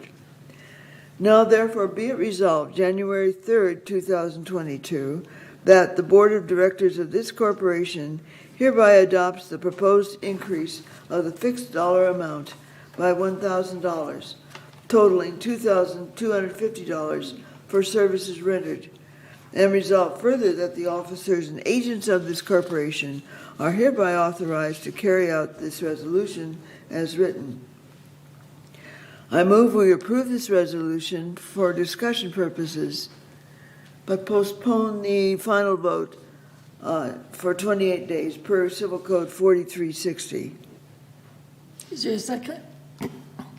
We still have a quorum here. Who seconded it? Yvonne? Yvonne? Thank you. Is there any discussion? Juanita?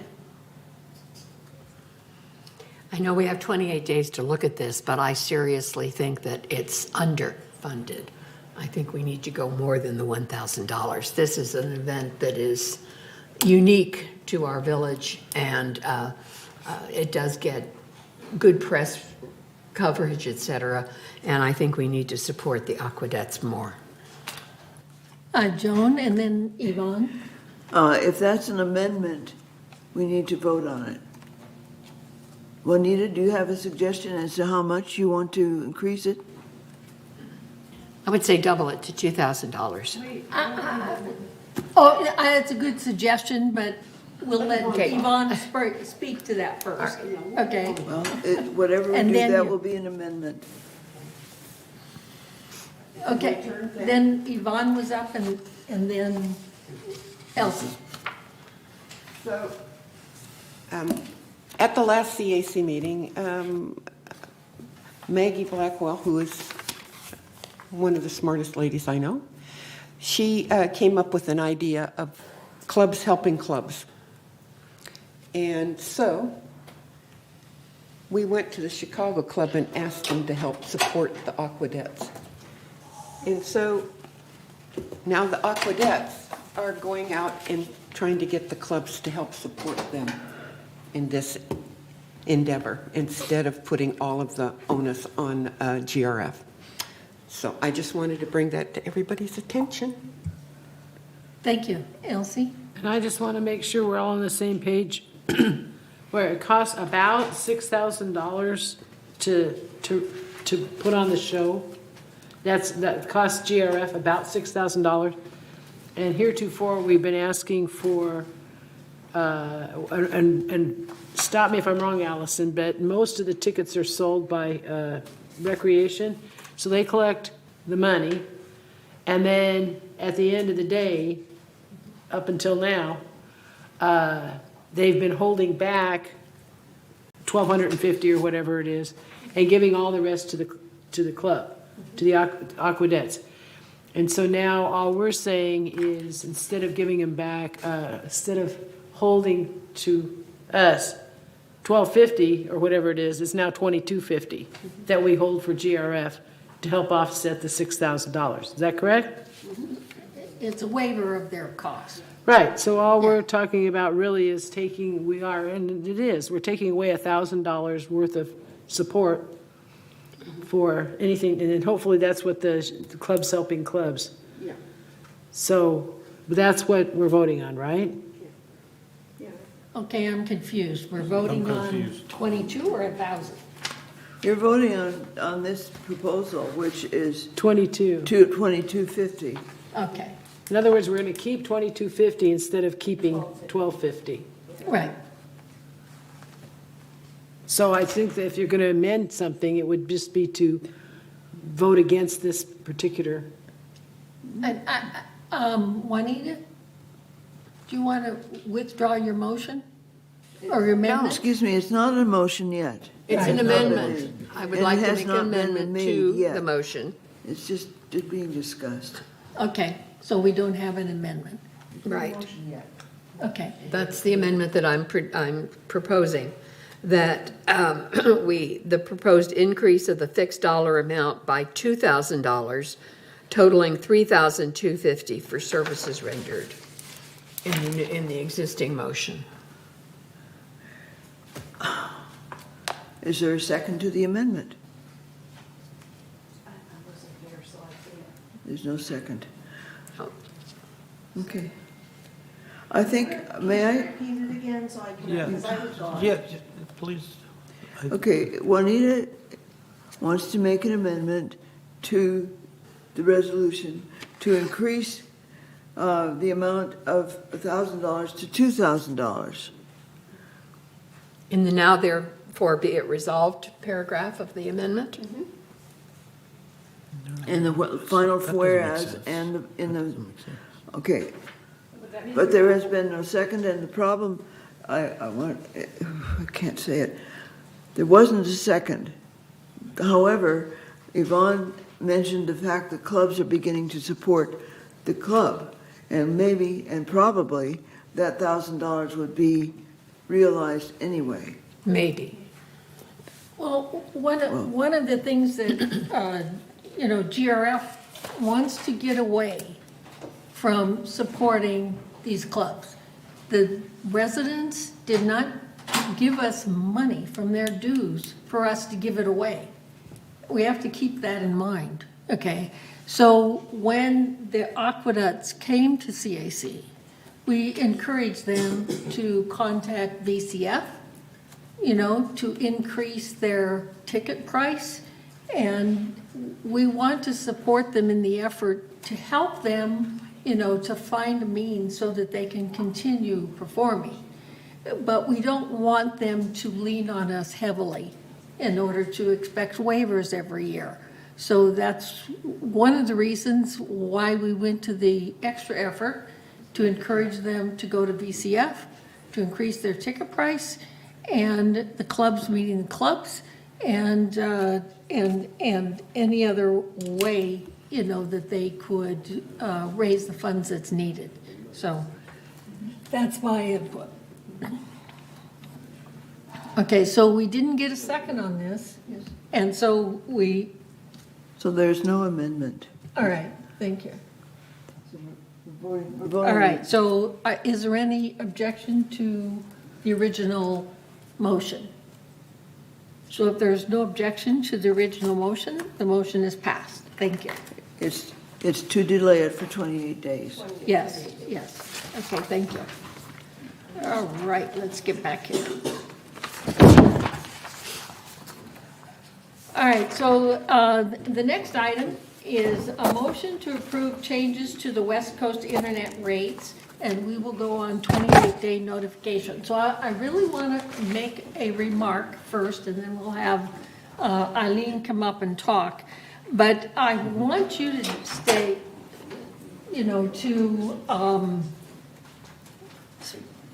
to pay attention to the rates, okay? Because their rates are very favorable. And if you will notice that with the higher speed, now for a lesser cost, the residents will be able to have a higher speed.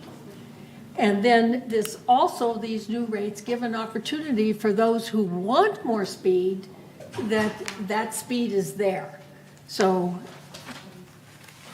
I just want you to pay attention to that. So Eileen, please come up and give your presentation.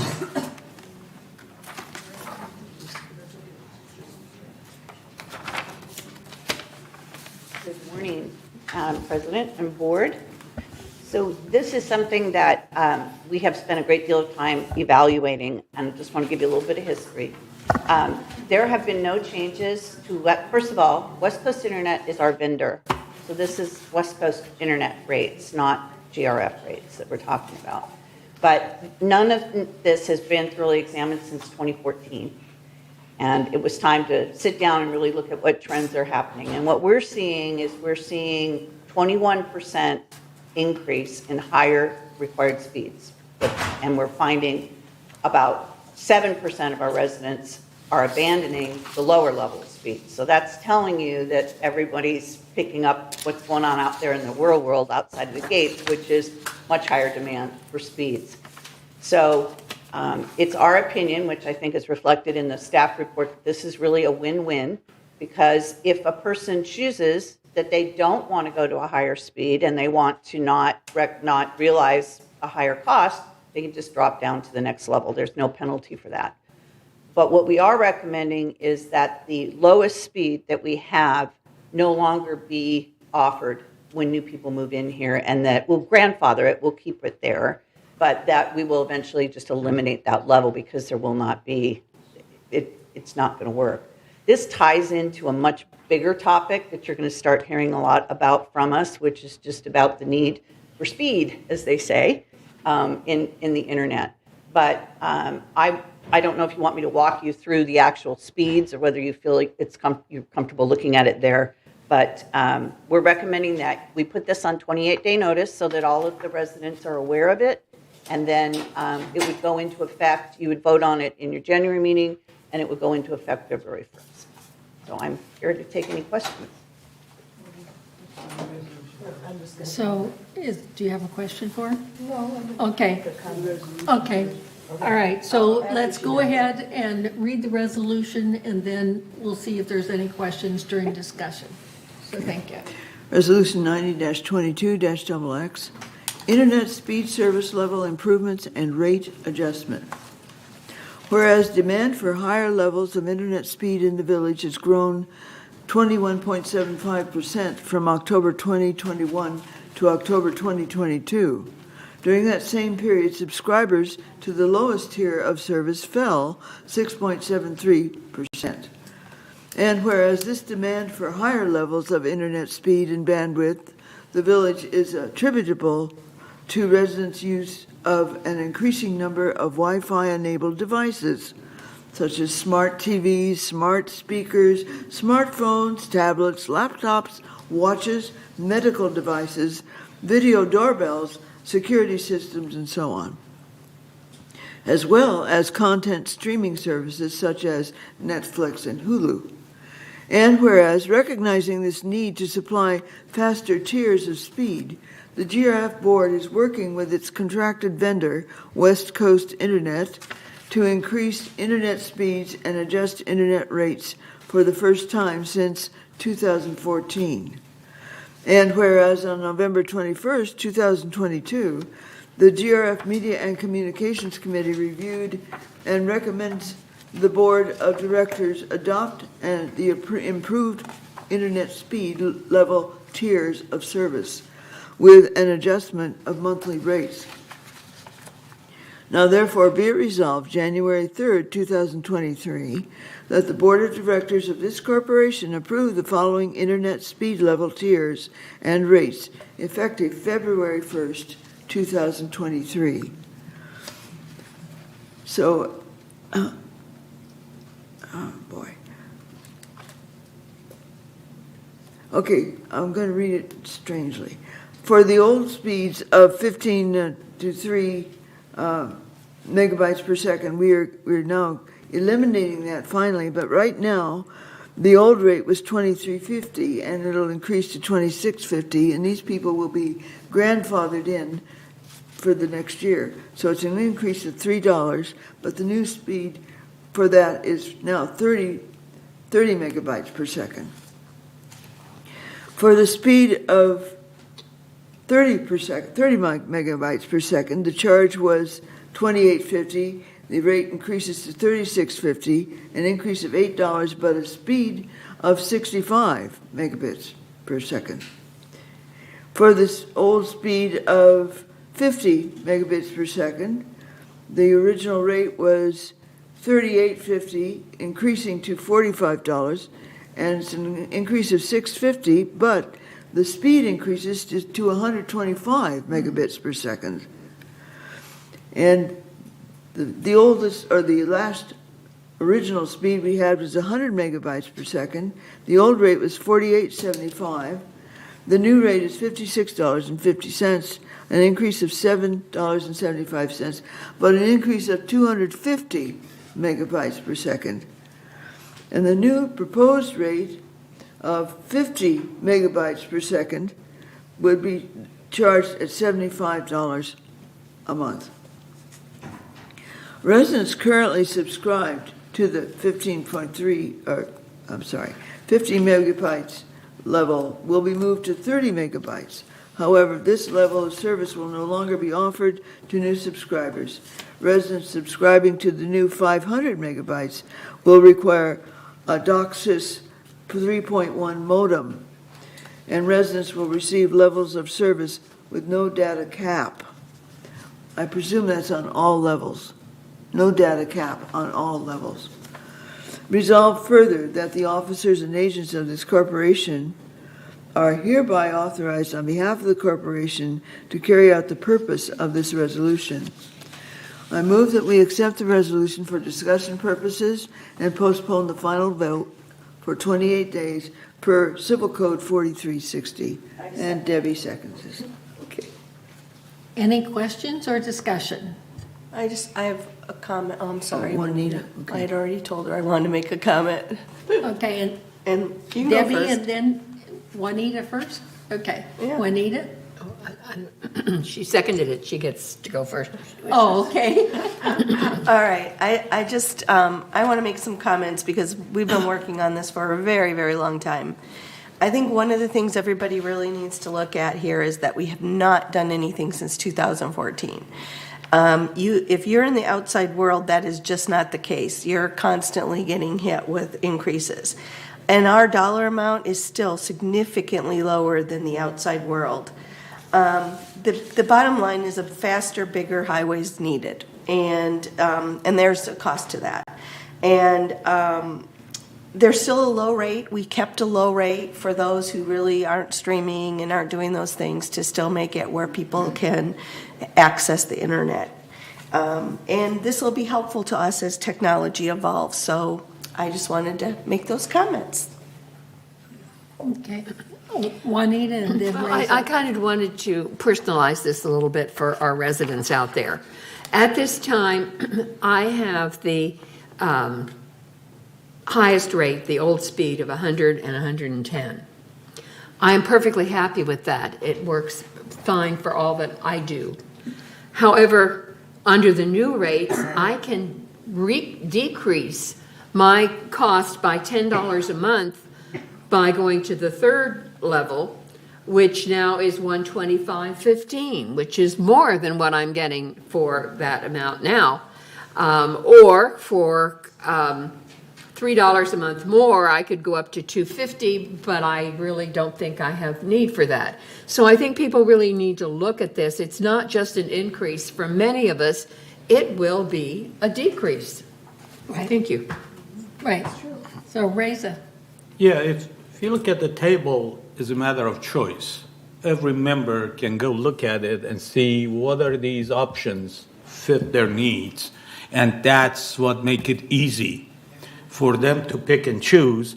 If they want to stream Netflix 24 hours a day, they have to go to the fast speed and pay for it. But sometimes the lower speed also work, but depends on as you said, is a highway, but highway get crowded, and there is no guarantee that these rates that they saying here on the peak hours going to be there. I know that for fact because I had the high speed, and there were times that my speed was, down to the ground because it was very busy. During the COVID, that was a good example of it. You were grounded to halt, even if you had the high speed. So it's a pick and choose, so member can pick and choose what they want based on their needs and usage of the computer and the streaming that they do. This is pretty good, actually, comparing to the outside. I went at one time do shopping, and I couldn't get anything close to this to come to the community and provide the services. Thank you. The only comment that I have is this community is going to need to increase the highway. They need to have higher speeds. They need to have a bigger highway. And this is the beginning. And I really appreciate West Coast with working with us to be able to provide this. So is there any other comments? No more comments? Okay. Are there any objections? So if there are no objections, the West Coast Internet rates has been approved. Thank you. We are moving along. President Carpenter, you're introducing the rate structure for 28-day review. Yes, we noted that, right. Thank you. Okay, so the next item is to entertain a motion to authorize staff to issue a request for proposal for Building E space utilization study and suspend the procurement process for community center tenant improvements. So, thank you, Manuel. Will you introduce this proposal to us? Thank you, President Carpenter and members of the board. Good afternoon or good morning. The item before you is a request for proposal for a space utilization study that will look at various facilities, GRF-owned facilities, for the specific purpose of identifying potential locations to relocate staff currently housed at your maintenance service center. The item was presented subsequent to the agenda report being published to the GRF Maintenance and Construction Committee on December 1st. You received an addendum last week or after that meeting, transmitting to you their endorsement and the recommended changes that the committee made. So I will just refer you to the addendum that was provided, and specifically Exhibit A of the RFP, which is on page 18 of 98. The changes are redlined that were recommended unanimously by the M&C committee for the board. I would like to just suggest one additional change based on input received from President Carpenter, and that is the first sentence of Exhibit A. We would recommend that the phrase "through its agent, Village Management Services" be deleted. It simply clarifies the role between GRF and VMS. It does not change the scope of work in any way, and does not affect the proposal. Happy to answer any questions the committee may have on this item, or the board. Thank you. Juanita. I have followed this for 5 years, and I am one of the biggest proponents of doing something about E.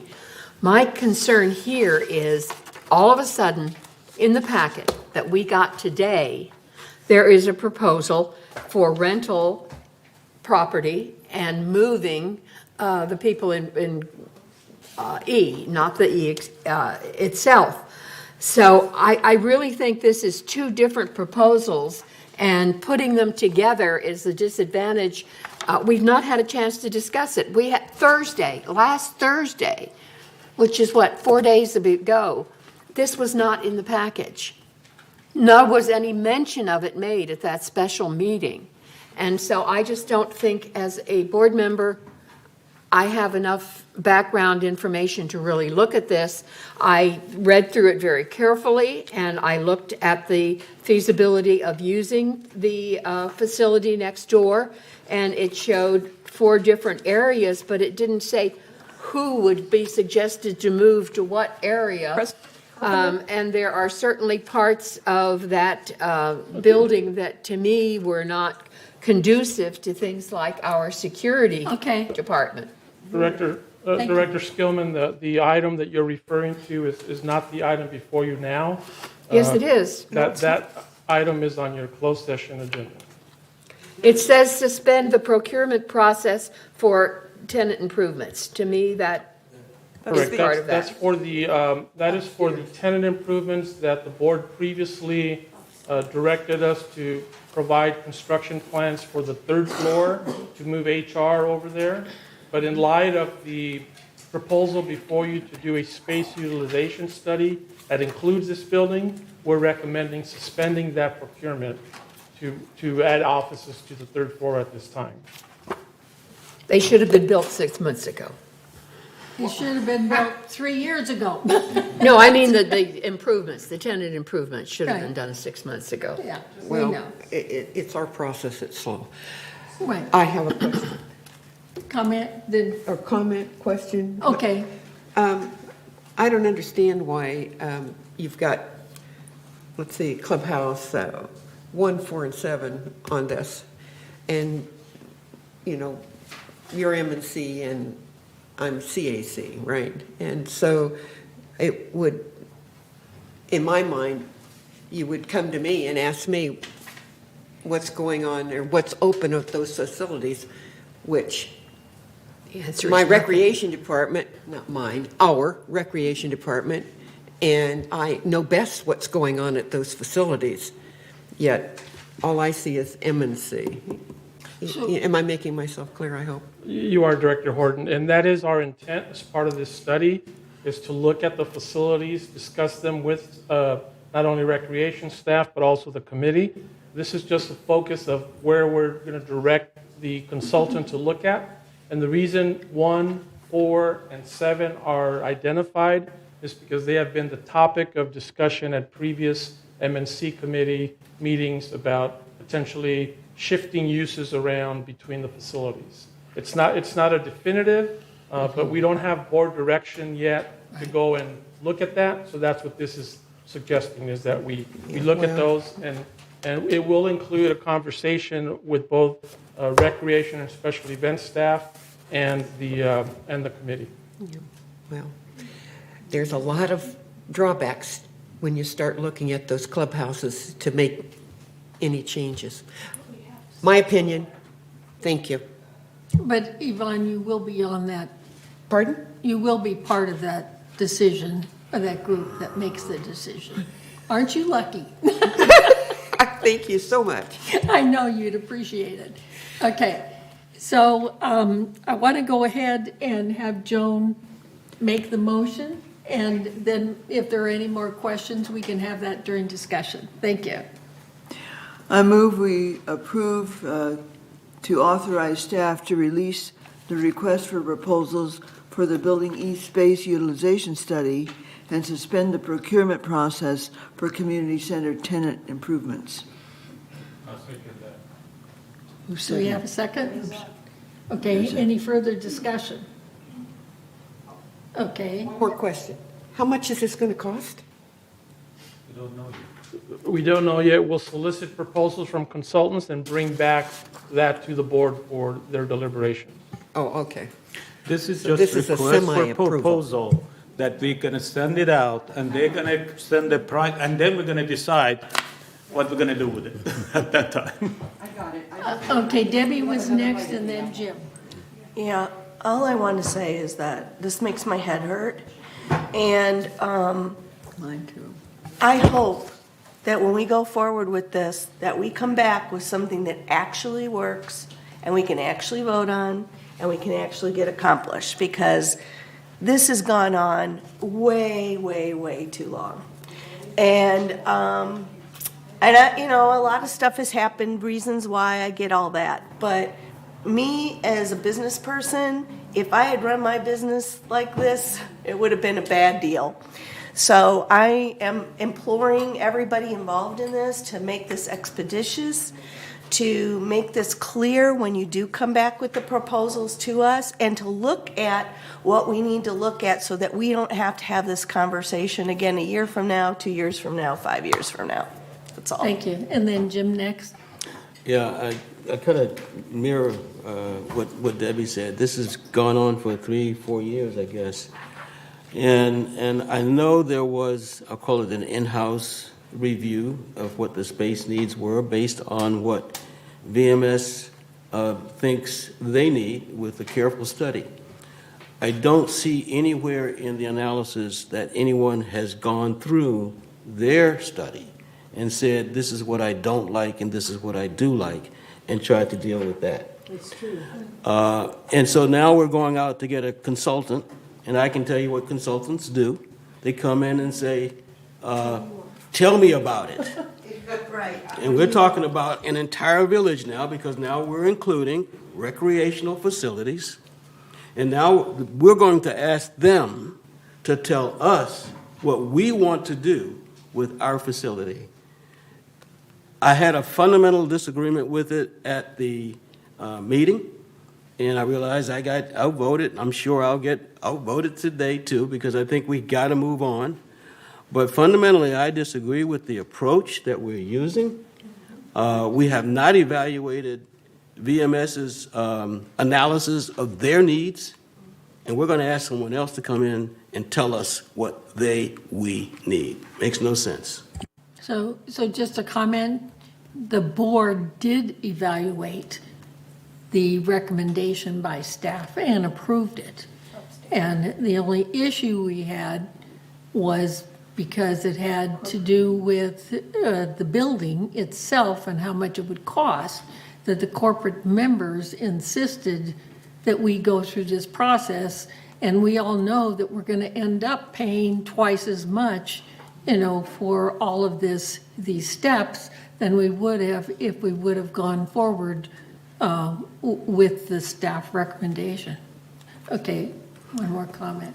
And just to further complicate it, as we move into what I think the end goal is, okay, of corporate members, et cetera, we're going to end up with not just space decisions, but severe policy decisions that we're going to have to make.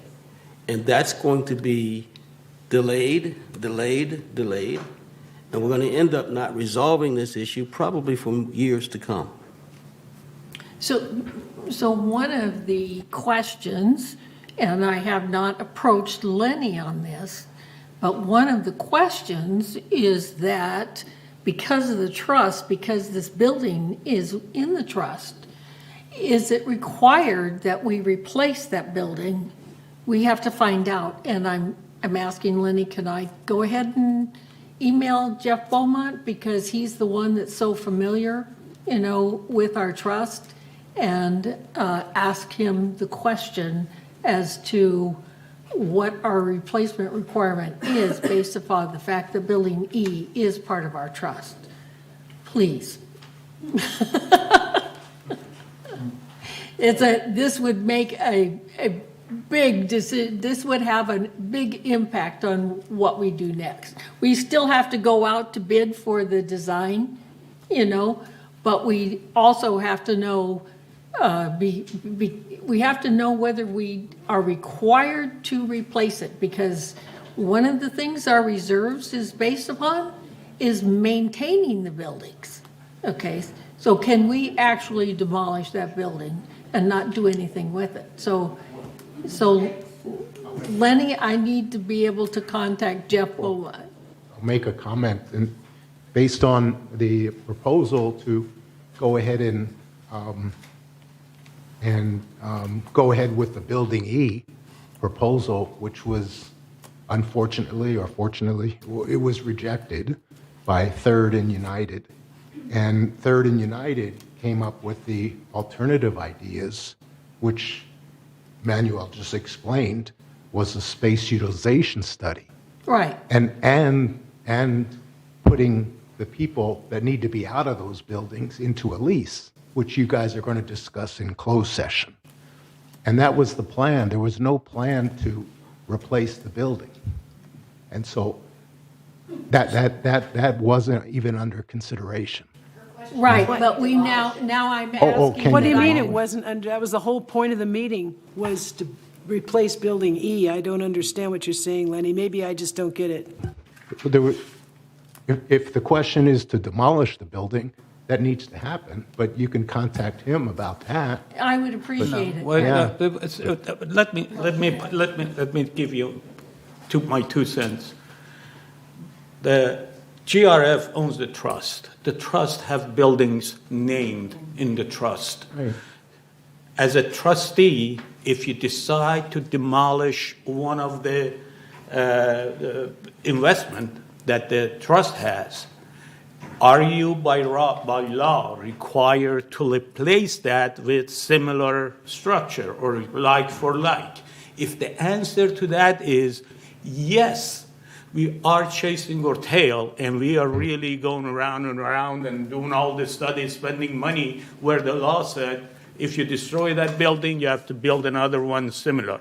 Yeah, that's a good question. I don't know the answer. That's the core of the question, because right now I just to go to the next step on that, saying that with the issue of why we're doing this study, last 3 years this community have done discussion, studies, looking at this space. The reason for that was nobody kind of believed what somebody else telling them.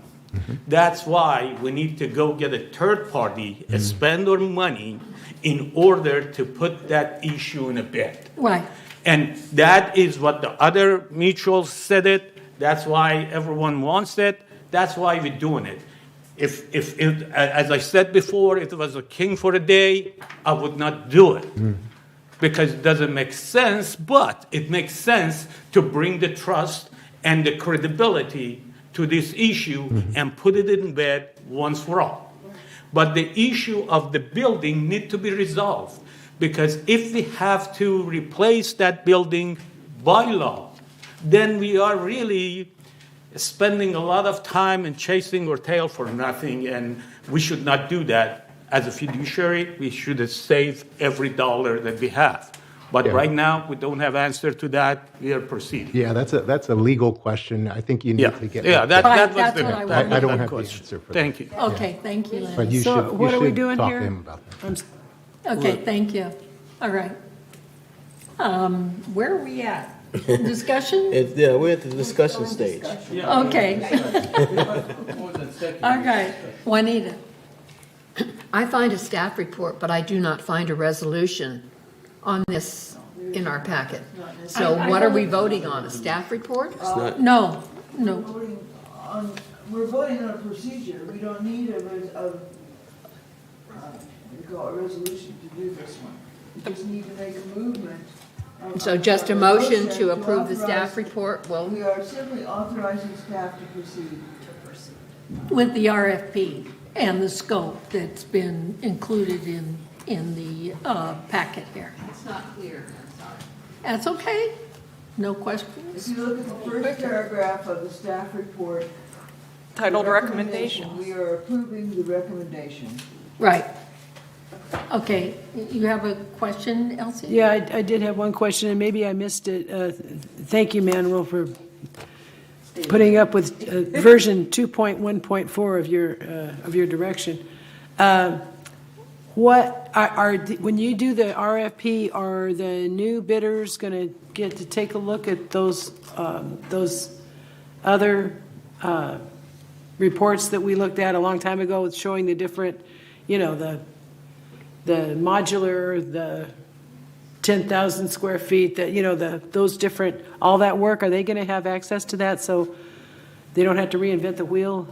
Yes, they will. I mean, I don't know if that's legal. Yeah, no, they will have it. It's included in the packet. It'll be there for reference only, but it's not what we're asking them to do. No, I understand that, but I mean, they'll have access to. They'll have, yes. Oh, good. I wasn't sure. Thank you. Okay, are there any other questions? Okay, are there any objections? Let's take a regular vote. Okay. What's your objection? Oh, I guess that's it. We need to take a vote. I'm sorry. Take a vote. Yes, okay. So all those, I'm getting mixed up here. Okay, so all of those that approve, that trying to find the right words. All those that agree with the proposal to have staff go forward with the RFP. So, And suspend the process. yes, that agree with the process.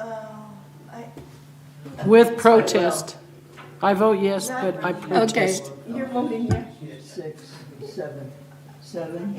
No, opposed. Okay. How many noes? Okay. In spirit, I vote no.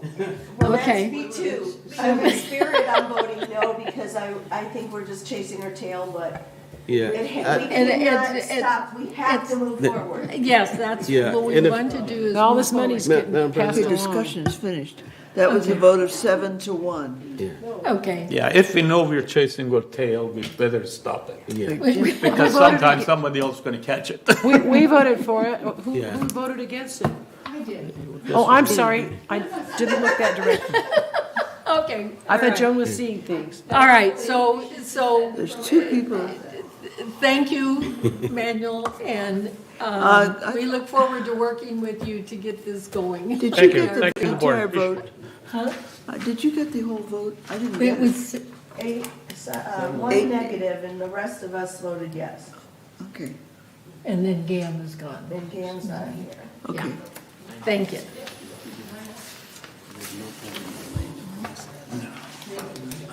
Okay, I have to figure out where I'm at here.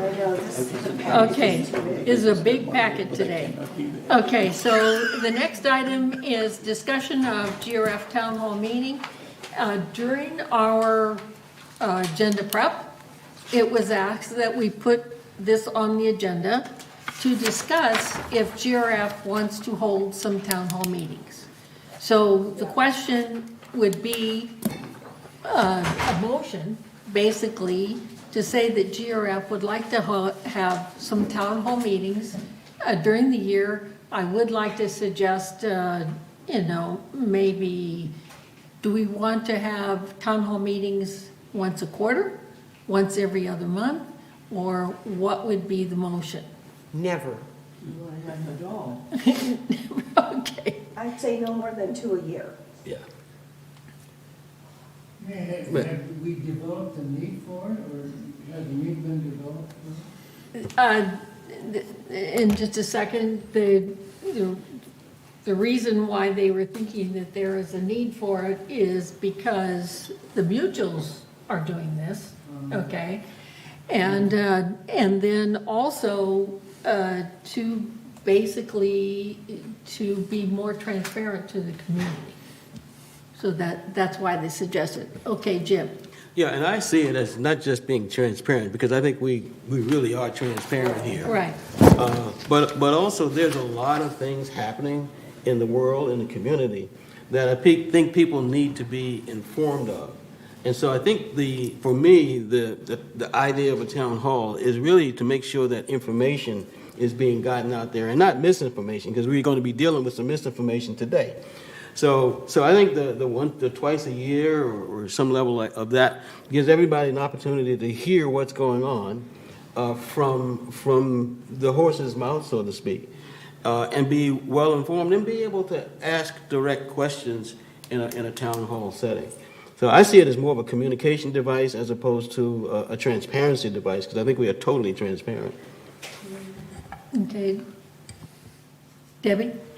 And Joan, I'm sorry.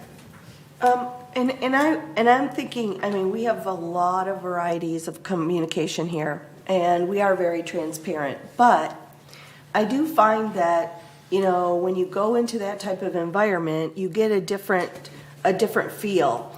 And, we have these meetings, and after the pickleball club left, look at the audience. No one's there. So, if the town hall brings out people in a more informal environment, I'm all for that. I just don't ever find that educating and communicating has a downside. So I don't think we need to do it quarterly, though. I think that's just overkill. But have one, see how it goes, and then decide when we have the next one. Next. My turn. Okay. I agree. I think the occasional town hall meeting is appropriate to let the residents know what the trends of the times are and how we, as a village, have to keep up. And we can give them advance notice of things we're seeing and trying to cope with, and get their feedback and their questions and help them to understand in advance what we're doing, so that it isn't a surprise that they don't have the cable anymore, for example. and they're not just caught flat-footed. And so I think the trends, and maybe twice yearly at the most, is what I'd suggest.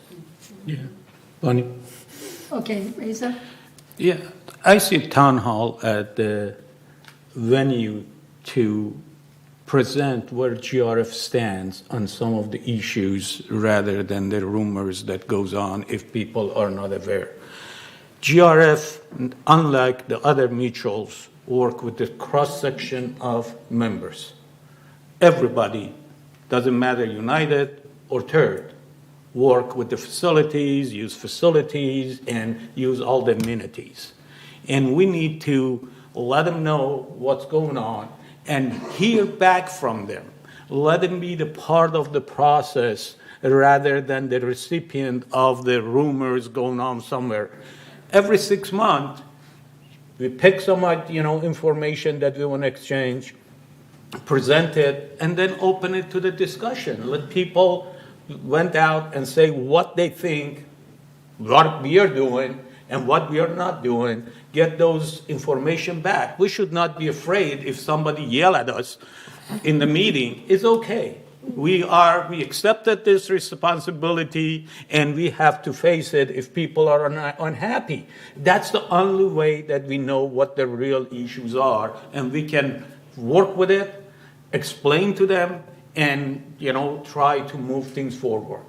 And twice a year, I think that's good because you gather all the information for 6 months and go and another 6 months and get the exchange of information. Thank you. Okay, any other comments? Because then we'll make a motion. Okay. Wendy? I'm in favor of town halls. We've had them in the past, and they have been both good and bad, but something always comes out of them.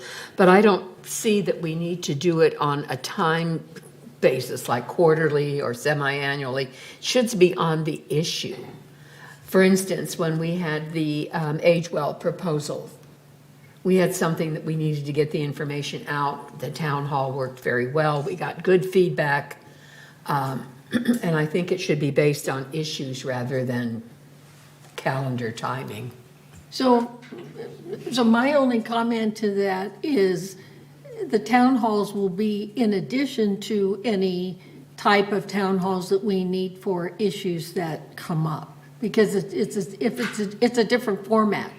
Okay, one is for, like with Agewell, was for a specific item that we wanted to get out to the community, whereas a town hall is going to be covering several issues. Yeah. We're doing that on MNC because right now the meeting on 12 is in Clubhouse 5, Right. is on the issue SCE, and that's sort of town hall, but it's focused on only one item. The town hall that we're talking about is pretty much, we give some information on some of the project or information about some of the items that we work on. The rest of it is exchange of idea where these things are focused. What we do on 12 is only focus on SCE. We are not going to entertain other issues because that's irrelevant to that meeting, although it's open and it's town hall type, but it's not. You think you're going to keep them quiet on other issues? Yes, I can. No, it doesn't work that Well, way. they can say whatever they want, but if their microphone is not working, it's not working because we tell what the status of that meeting is. If people are not responsible to respect the forum, that's their problem. Is not the problem of the forum. People have to respect what is said, what is done. And if they have it, they can come here and scream here. That's fine. That's so nice. Okay, are we ready? Apparently Jim? Diane Okay. has something to say. Yeah. Oh, okay. Is it on an agenda item? Is, Because she's not a board member. I don't think we can hear you, Diane. we, Can't hear you. Can't hear a word you're saying. We couldn't get it yesterday either. You're still muted. Change your speaker, Diane. Or change your microphone. Unless she's talking about an agenda item, she's not a Oh, member we're of our past board. the agenda, we're, She's not appropriate. all right, Yeah, it's not her time. yeah. It's us. Yeah. We need to keep. I haven't, yeah, let's keep going. Okay. Yeah, just- Thank you. All right. Just Jim? one last comment. I like the idea of a regular scheduled agenda, town hall, because residents can see that 2, 3, 4, 5 months ahead of time. Right. And yes, for special events, special situations, we'll call a special one. But I think the idea of a regular town hall means they can gather their gripes or compliments or what have you, and bring everything forward. It'll be tough at first, but we know, obviously, we're all pretty much prepared, given all the varied committees that we all sit on. And so there's all a rational reason for everything we do, and well investigated with the help of staff. So I don't see the fear, to be honest with you. And by the way, something as important as the bus, we had to call like 3 town hall meetings to get a quorum, so to speak. And so ad hoc town halls don't necessarily work, in my view. Not in this community. Okay, are we ready to have a motion? I had a comment. Okay. I do agree with you, Jim. I think we need to set twice a year as a regular thing. And then if we have something that's special, like cable, for example, and broadband and things that we know are going to come up, we will probably have to have some kind of a special meeting. But a town hall is more general, and I think our idea of telling people what the trends are and what we are up against or what we're thinking about here as people who are responsible for the facilities and the services, not the housing, it needs to be put out to the community. So I propose, if I may, a motion. I move that we have town hall meetings twice a year, 6 months apart. And I'm leaving it open so that we can determine which months you want to do it, in order to let the community know what the trends are and how GRF is pursuing those trends. I second. You have a second? Any further discussion? Now, if we need to set the dates, we could say January and June, but it's busy, and it's new board and everything, so maybe February and July would be good. But Whatever works. is that okay? Yep. Anybody object to February and July? I It's a would friendly propose that motion. We set the motion to have them.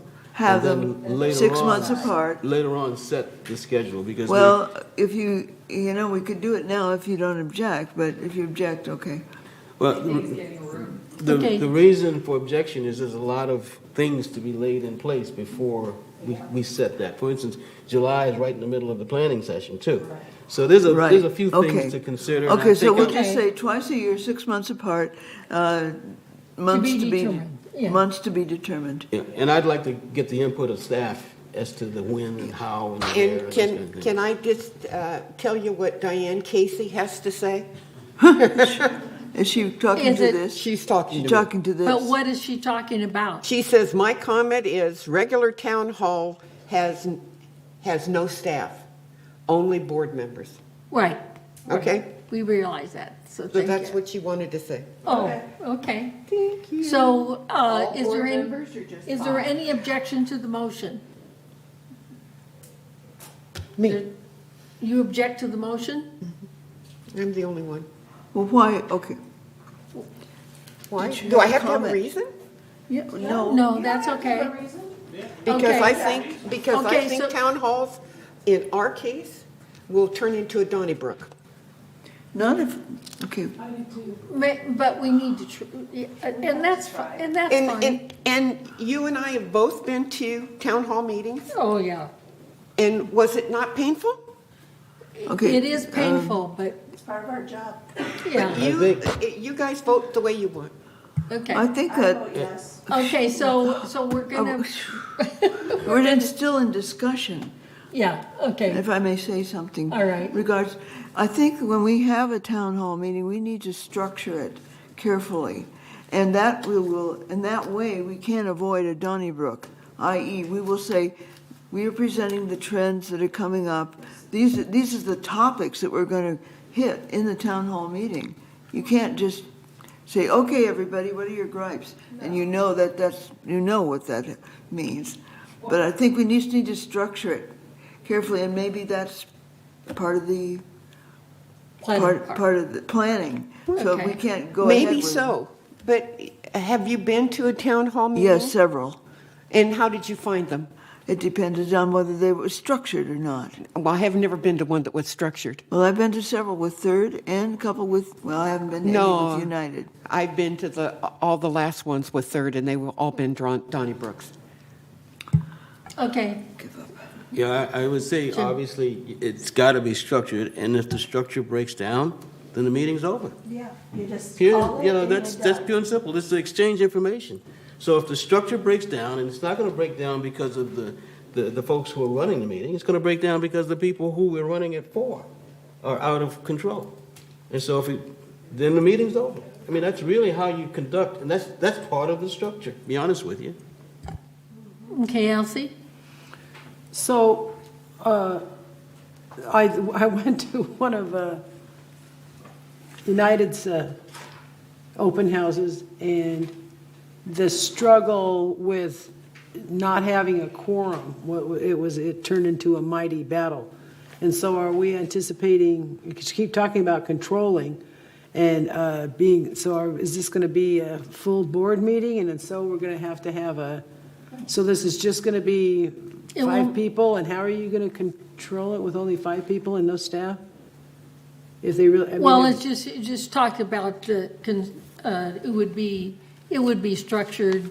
You would have maybe 2 or 3 people, from the board speaking. You don't have to have all of them, but it's not a board meeting. It's just 5. Yeah. So the rest of us can't come then, right? So we wouldn't be Everybody's available. invited. It's just that. Well, if we come, you and have some on the more panel. than, if we have more than a quorum, if we all You come. can't have anybody besides the 5. I mean, that's what I keep hearing. I mean, every time You can't, it's not a board meeting. Not a board meeting. It's not a board I know meeting. it's not, but if I thought it, the open, I forget, Sterling Davis, they talk about being careful, we can't have more than a quorum. Like we were Right. having a Yeah, right. hamburger, Yeah, right? right. Well, so what's the difference between having a hamburger and having an open house? I don't know, I'm It's just not, it's asking. not the same structure, for corporate meetings or the same requirement for corporate meetings or for all boards meetings. Totally different. And even though we have a quorum there, we're not disobeying the Open Meeting Act. We're Yeah. not And in that- and those that's- cases. That was going to be my point. That's a Yeah. distinction without a difference.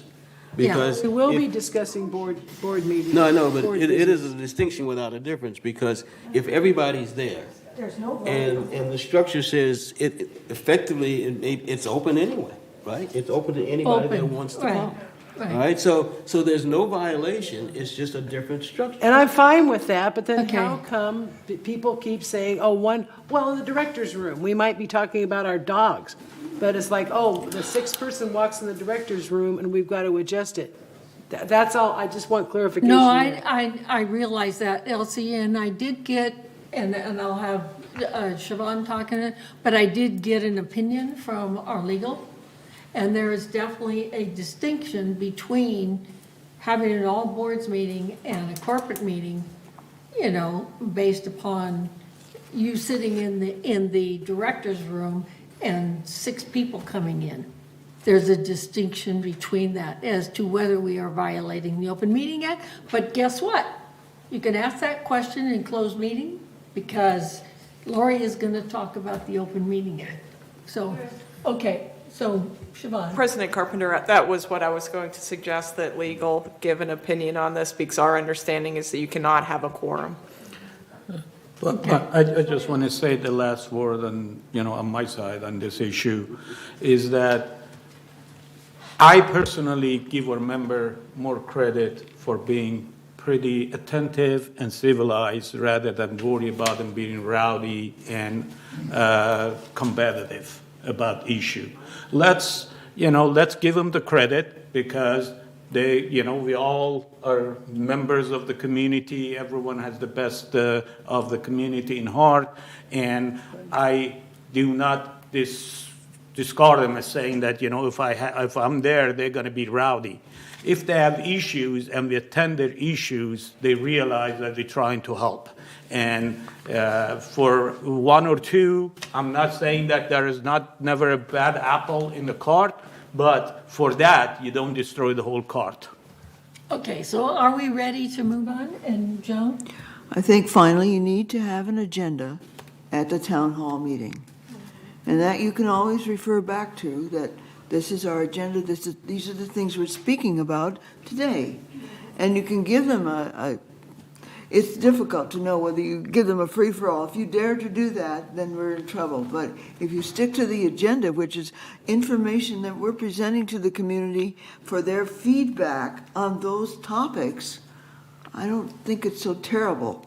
And I think you'll find that they'll be happy to have that, especially if it's looking into the future that they didn't realize was coming. Okay, so we're ready to vote, right? All those who approve that we would have 2 town halls meetings a year, and whatever committee or group or that's working on it will decide on the structure and the agenda and that sort of thing. We'll have an advisory committee that would work on the town hall each time we have one. Okay, so all those approved. Okay, so we got 1, 2, 3, 4, 5, 6, 7, 8, 9. Okay. Oppose? And we have 1. Okay. thank Motion you. passed. Okay, thank you. And we will bring up that question in closed meeting with Lori, because she is going to be there and talk about open meeting as to what are requirements in the town hall. So I appreciate, Elsie, you bringing that up, okay? Thank you. All right. So the next item is the petition calling a special meeting refund request. So staff has recommended that we put this on our agenda to address the residents, because there was over 800 people that signed this petition, okay? And so what I want to say is that the GM's office received the petition with 801 signatures from Mr. Beckett regarding wanting the corporate members to schedule a special meeting to determine if GRF should refund $345 to owners. So the opinion of GRF Legal Counsel, Corporation Codes 7510, states that a special meeting of the members may be called for any lawful purpose by 5% or more of the members. So under GRF's bylaws, 2021, Article 6, Section 6111, decisions regarding the assessments to be paid by the mutual members is made by the board, not the corporate members. Therefore, since the petition seeks a meeting of the corporate members to decide on refunding the assessments, the petition has not stated a lawful purpose, because that decision is made by the GRF board and not the corporate members. So with that, I'll turn it over to Jim. Thank you, Madam President. Even though we are not required by legal opinion not to have to address this petition, I think it's come up often enough and in many venues that it does need to be addressed. So what we've done is well, first, it was the first time we saw it was addressed in one of the meetings. I think it was a September meeting, where one of the residents came forward and said, hey, look, we're due a refund because you had a surplus in 2021. We eventually acknowledged that there was a surplus and that we actually had forwarded a refund in the next plan. And by the way, that request came from another resident other than the resident that made the complaint. And staff addressed that individual directly with a letter, which was accepted, gave him the exact amount. Now, cycle forward another month, another resident came forward and suggested, again, that there was a surplus that was not credited back to the residents. Followed that up with a Globe article, after we explained to that person, followed it up with a Globe article asserting the same thing and even coming up with numbers, and that's where the $435 or $345 came from. All right. I responded to that Globe article with the facts, and that individual came again to the next meeting, and where we asked the individual, where did you get the numbers from? We were able to ascertain where the numbers came from, and we showed on a chart with the original documents that the numbers were misinterpreted by this individual. The individual then went out and continued to petition after knowing that the basis for the petition was incorrect. So what I'd like to do for those that are out there watching on TV or wherever is to put up the charts again, but this time in a different format so that we can understand them. So if you'd put the charts up that we had prepared, I'd appreciate it. And what I want to start with is there's some formalities that we do in terms of transferring so that we can use it. We transfer the surplus to a contingency fund so that it is available for future use in the prior year. And so what we did during that process, we had $964,180 that was transferred to the contingency fund for future use as a credit during the planning cycle. Next chart, please. So here's where the resident got his numbers from. He quoted in the Globe article that there was $4.4 million that should have been returned to the residents. Using this document, because he asserted that this was the document he got his numbers from, using this document, he said we needed to reimburse them. If you notice, though, that when you look at all of our per matter per month and our fees are based on cash, not non-cash items that are contained in a financial document. Now, that's maybe too technical for most, but essentially, we eliminate the depreciation expense when we look at that. So what he took was actually a loss, which is a negative number. The $4.4 million is actually a deficit, not a surplus, and then did not consider the depreciation and asserted that the $4.4 million was due back to the residents. Next chart, please. Here's what that looks like. The total assessment revenue and non-assessment revenue that is associated with our operating fund. This is operations only, it's not reserves. The expense was, the bottom line was a deficit of $4.4 million. You see that again. Subtracting the expense of depreciation leaves us with the surplus of $964, which we then appropriately placed in the contingency fund for future use. Next chart, please. Now, I wanted to show you exactly how you look at how he got the $345, because we've been talking about $4.4 million all the time. He simply then looked at it on an annualized basis, what that means to the 12,736 manners, okay, on an annualized basis, and that's 345. So clearly we're talking about the same set of numbers. And I'm not going to explain to you again about the 964 because I've already done that. But clearly that was the intent of the individual.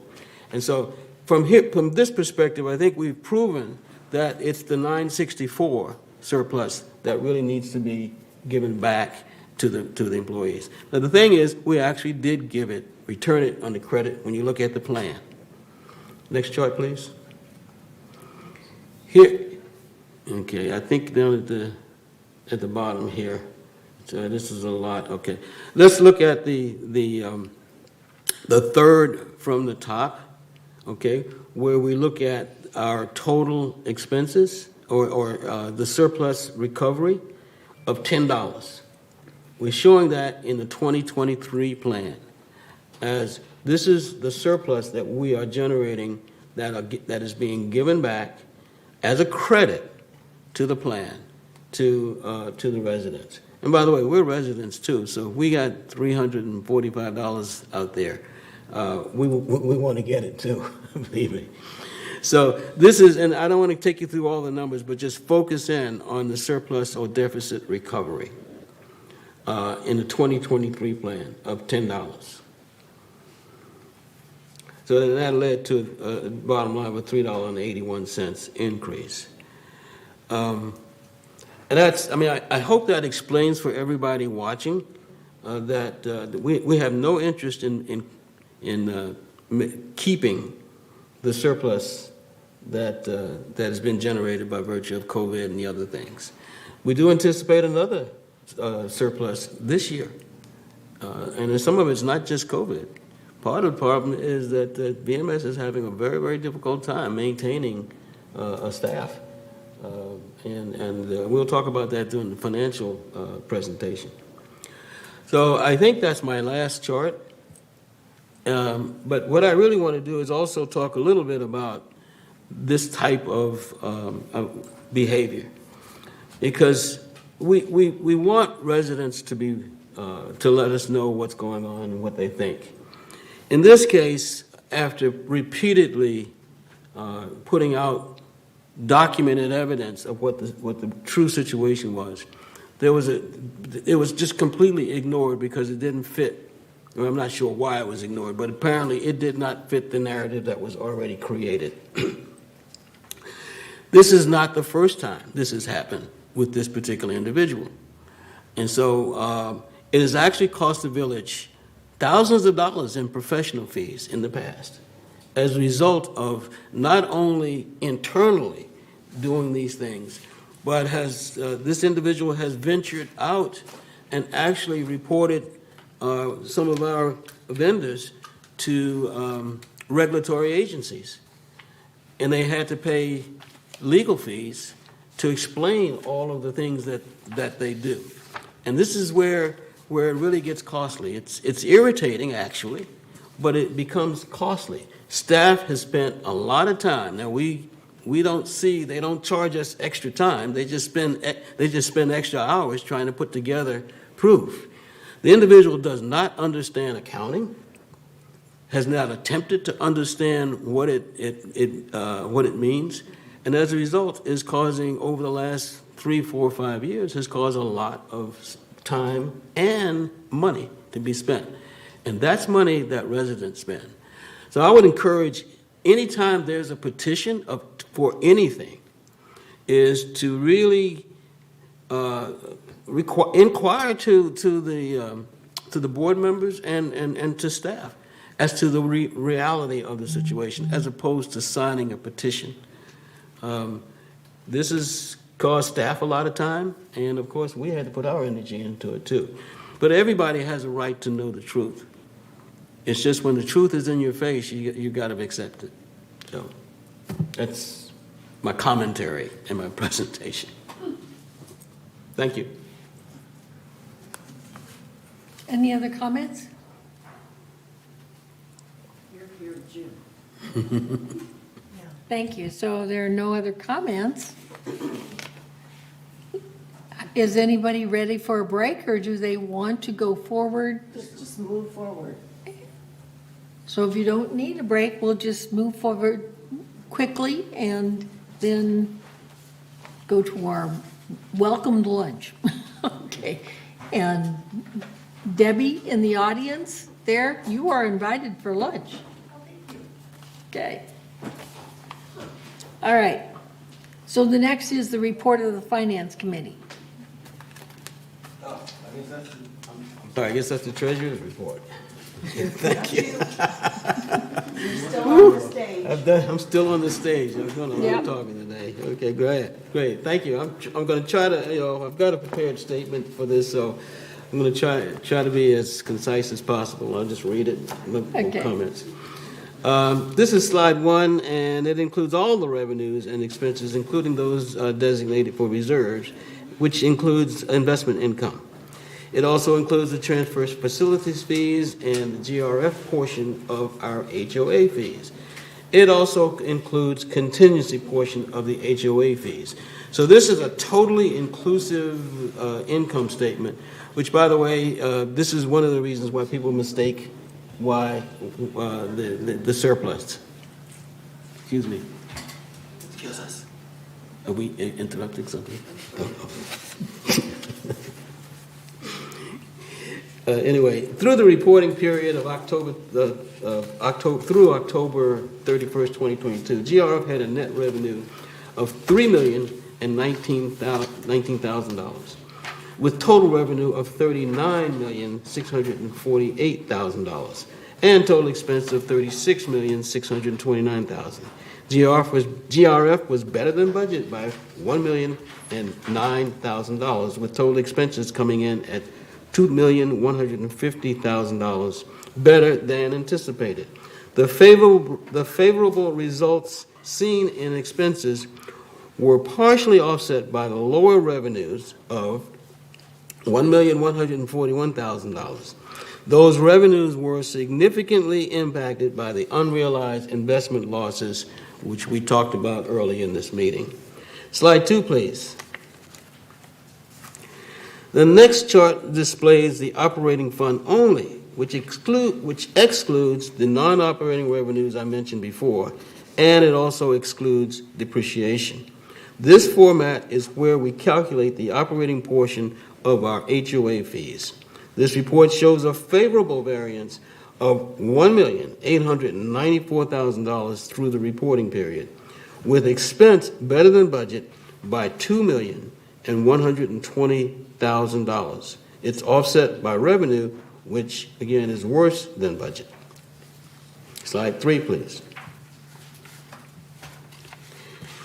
As I mentioned in slide 1, the impact of this year's unrealized investment losses has had significant impact. The current market value of the GRF portfolio is $17,867,000, and that's compared to a value at inception of $19,031,000. The year-to-date market value has decreased by $1,663,000, or 8.5% this year. In October, the value decreased by $118,000, which is actually less than it has been in previous years. Of the $17,867,000 portfolio, $17,271,000 is part of our reserves portfolio. While these long-term investments and the GRF reserve balance has while these are long-term investments and the GRF balance has significant cash to supply our anticipated needs, the board is currently educating itself and reviewing if strategies to exit the bond funds is appropriate and when. As you may know, the decision to invest in bond funds was recommended in 2019 by an ad hoc committee of all boards and was adopted, and the policy was adopted by the GRF board. We are currently planning that this education and initial review will take place at our next Finance Committee meeting. Slide 4, please. This slide gives us a snapshot of the composition of about $31.4 million in net reserve. As indicated, of that amount, 14.3 is cash and cash equivalents. Slide 5, please. Okay. Now back to the operating fund and the analysis of variances. First, let's look at the favorable variances. Okay, employee compensation is a positive variance of $1,828,000, and it's primarily due to vacancies in general services for paving and janitorial positions, also in security services and maintenance, recreation services, and information services. All of those areas are actually understaffed and seeking to recruit. And so the recruitment is in process for all of those positions. And as we have mentioned throughout the past 18 months, recruitment is continuing and the year-round effort, and is very difficult in the current economic and employment climate. Legal fees of positive of $188,000, and that's due to the downward trend of litigation and the more effective use of legal services by the board. Next, we look at green fees. Now, green fees are better than planned by $188,000, and that's due to the higher use of the golf facilities. Golf gained a lot of popularity during the pandemic, and that continues. The next is other operating activities of $181,000, and this includes several areas of unused allocations for training and education and uniforms. And on some of this is timing, because we do expect that some of this variance will be consumed by postage fees, filing fees, permits, and staff appreciation events, which normally occurs at the end of the year. Also, we mail out our assessments packages at the end of the year. In fact, you may have already received those. And so when the mailing bill comes in, we'll start to see the impact of that here too. Now, as far as unfavorable variances are concerned, broadband services were unfavorable by $385,000, and that's due to lower high-speed revenue sharing than budget. We also anticipate additional expense pressure on this cost center as programming costs continue to rise as the industry shifts to streaming and higher internet speeds. This will put extreme pressure on the business model that we have today. Also unfavorable was utilities and telephone, and they were unfavorable by $275,000, and that's due to the high water expense, partially due to the high water expense on the golf course. The rainfall is 69% less than the 3-year average that we use in budgeting. Also, as all of us are experiencing individually, rising electricity and natural gas costs are in all departments, across all the departments. Slide 6, please. This chart shows the resources of revenue, the sources of revenue other than assessments, and to date we have received $8,227,000 in non-assessment operating revenue. By category, we can see that the largest is broadband, okay, and that's followed by golf, and then merchandise sales and clubhouse rentals. I won't belabor that, but that chart basically hasn't changed for a few months now. Slide 7, please. This chart shows, as usual, our largest operating expense is compensation, and that's followed by cable and programming expense. Of the $32.3 million, excluding depreciation, these two categories, and that is compensation and cable and programming expenses, account for 71% of the operating expense. Utilities and fuel, insurance, professional, legal fees account for the rest, 29%. If you consider that cable and programming fees are offset by broadband revenue, compensation accounts for 67% of the net expense, while insurance, utilities, and outside services account for 33% of the net operating expense. This balance is a clear indication of the challenge we face in the future as we attempt to hold the line in the face of rising utility and insurance costs and in a uniquely tough labor market. Slide 8, please. As I mentioned in chart 4, we would show a different view of the reserve and restricted funds. Starting with the first column on the left, the reserve funds have a combined ending balance of $34.7 million and restricted balance of $3.7 million. Included in this total are contributions received this year through assessments, trust, and facilities fees. The second column shows the work in process of $3.3 million for the reserve and $83,000 for the restricted. The third column represents the adjusted fund balances of $31.4 million with a balance of $3.7 million for the restricted. And just the restricted, we call that the restricted. Essentially, it's the contingency fund. And of course, that includes the $964, which is restricted to be spent, to be applied to the next year's HOA fees. Okay. Slide 10, please. Or 9, sorry. Let me go back. Read that script. Okay. Here we show the resale history from 20 to 22. And it shows community-wide sales through year to date of 789 sales or units sold through October 31st. The October year-to-date number marks the first time on a year-to-date basis that we've actually fallen behind the previous year. This reflects a tougher housing and resale market that is experienced countrywide due to rising interest rates. Next chart, please. Now, this chart shows a listing of the reserve, where the reserve money is committed.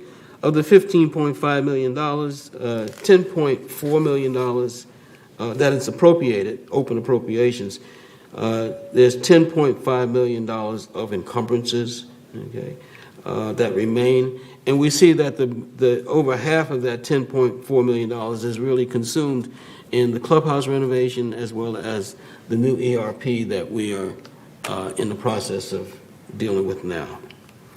And the last slide. Over the years, we've averaged about $25 million on reserves. We now stand at $31 million and change, and so we're in fairly good shape. We've got a lot of new things coming up, things that have not surfaced for 20 and 30 and 40 years because we're an aging community. So that's my report. Thank you. And So the next. You want me to go to the ITAC? Oh, yes. Yeah. Well, I might. Oh, in our next meeting, somebody help me out. When is our next finance? Well, our next finance meeting is December 21st, and that's the meeting that we intend to have the teaching education process on our investments. Yeah. So it's open meeting and invite everybody to be there, including all the board members. It can be called a board meeting. We're only going to be educated. In terms of the ITAC, we are due for an update from our vendor, actually coming Friday. But in the interim, we are progressing well in terms of the implementation. We spent about 4 months doing the analysis of what we need, and now we're in the process of the implementation process, which is very involved for the staff, because when you start to implement, there are lots of nuances that need to be considered, and the staff is very much involved. Today, it's finance. I understand from the financial executives that they spent a full day at one of the ERP meetings just the other day. So it is very much involved, but we are moving forward with that. And so we'll get an update in our meeting, our ad hoc committee. We'll get an update from our vendor, which is Dynamics, and Ventico. We'll get an update from them this Friday. That's my meeting. Okay. Thank you. All right, so moving on, we have Strategic Planning Committee. Debbie. Yeah, we were supposed to have a meeting yesterday, but I postponed it, and we don't have another date scheduled, so there's no new report. Okay. The next would be the report of Community Activity Committee. Yvonne Horton. Thank you, Madam President. First, I want to thanks to all of our great Recreation Department, Anthem Blue Cross, for the sponsors of the wonderful luncheon that they provided for all our village volunteers. I also wanted to mention that volunteerism is the lifeblood of any organization. I know also only about 10% of any organization volunteer. So I was delighted to see 450 plus volunteers at our luncheon. I want to thank all of them for their hard work. I wanted to mention that Clubhouse 7 is in full operation, and staff is working hard on the other clubhouses to get them returning to full operation. Also last month, the Bonanza and the Hoedown at the Equestrian Center were a great success. That really concludes my report. My next meeting is Thursday, the 8th of December at 1:30 in the boardroom. Thank you. Thank you. And the next will be the report of Landscape Committee. Juanita Stillman. Thank you, Madam Chair. The Landscape Committee met September 14th. We meet quarterly. So our next meeting is going to be in December, in fact, next week. And I encourage everybody who's interested in their own, both the community's landscape and their own, to attend, because Kay Havens from El Toro Water District is putting on a presentation which is just excellent on sustainable landscape. And she answers a lot of questions that I hear from people about watering, about the types of plants that work, about what doesn't, and that kind of thing. So it'll be December 14th at 1:30 here in the boardroom, and everybody is welcome. Thank you. And Egon, your report on maintenance and construction. Okay. We met on October 12th, and we discussed primarily items that have been completed. For example, the call center was completed, and the warehouse stock leveling item was installed and completed. And then we discussed three items at the hay barn, and not the hay barn, at the equestrian center, one of them being the hay barn, and the recommendation was made on how to protect that the hay from moisture intrusion.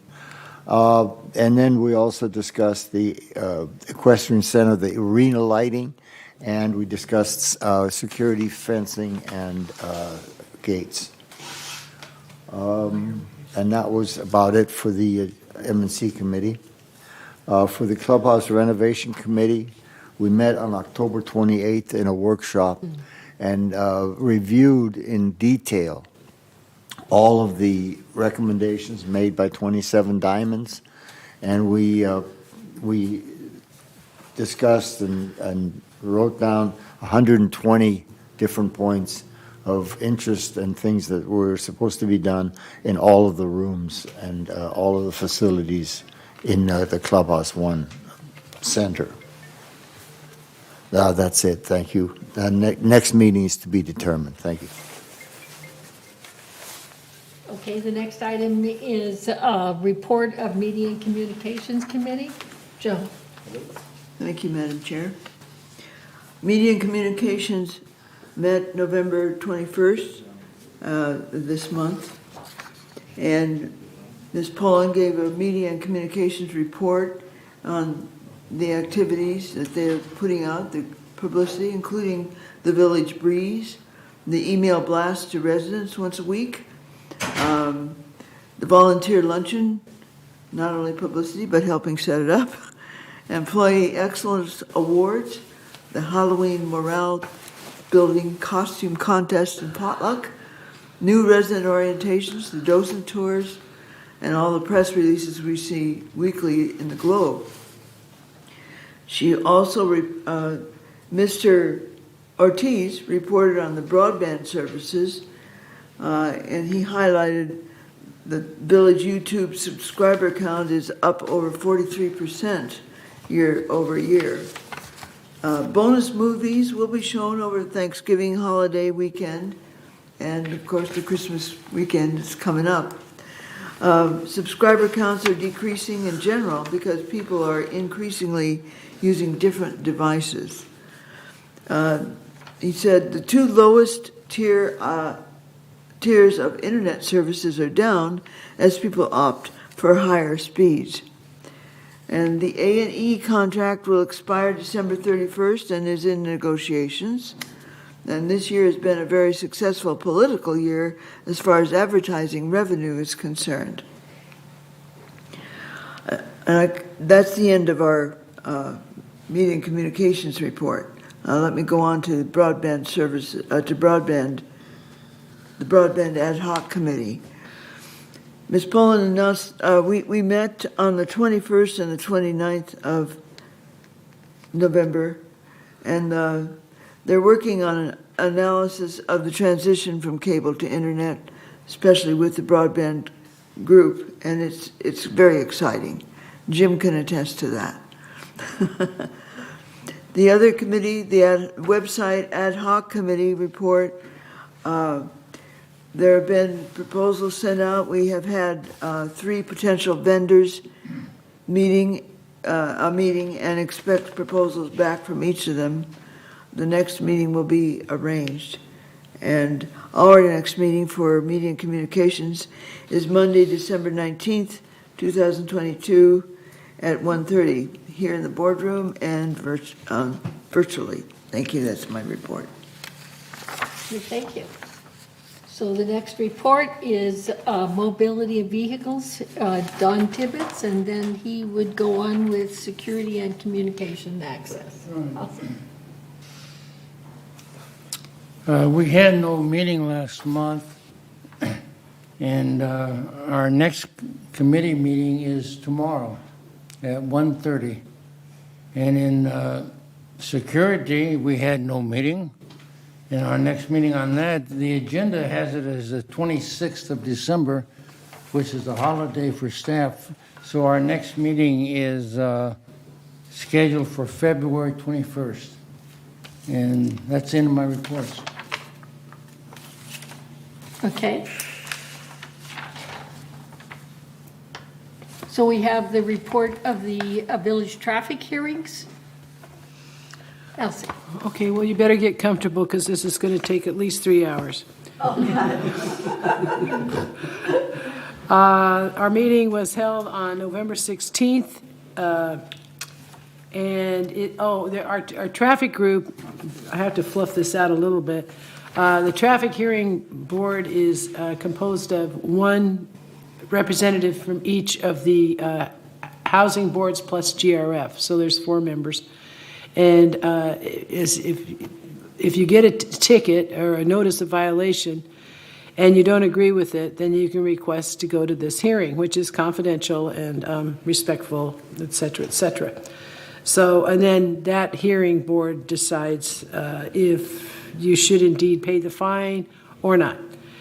Well, that was as much as I could fluff that out. We had two hearings this last time.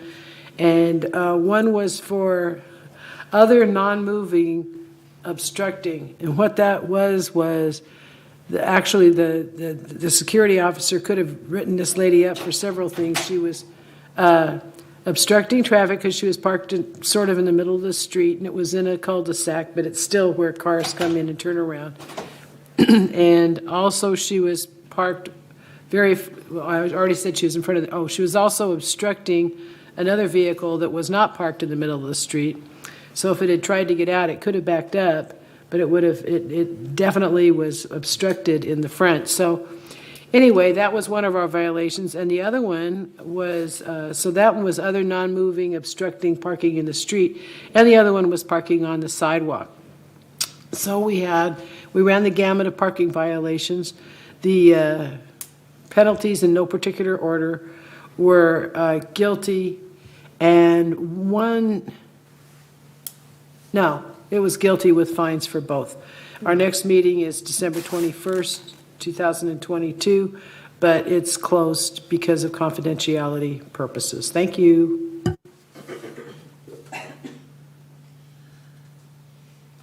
Okay. Thank you. So the Compliance Ad Hoc Committee, I thought the last committee meeting was very good.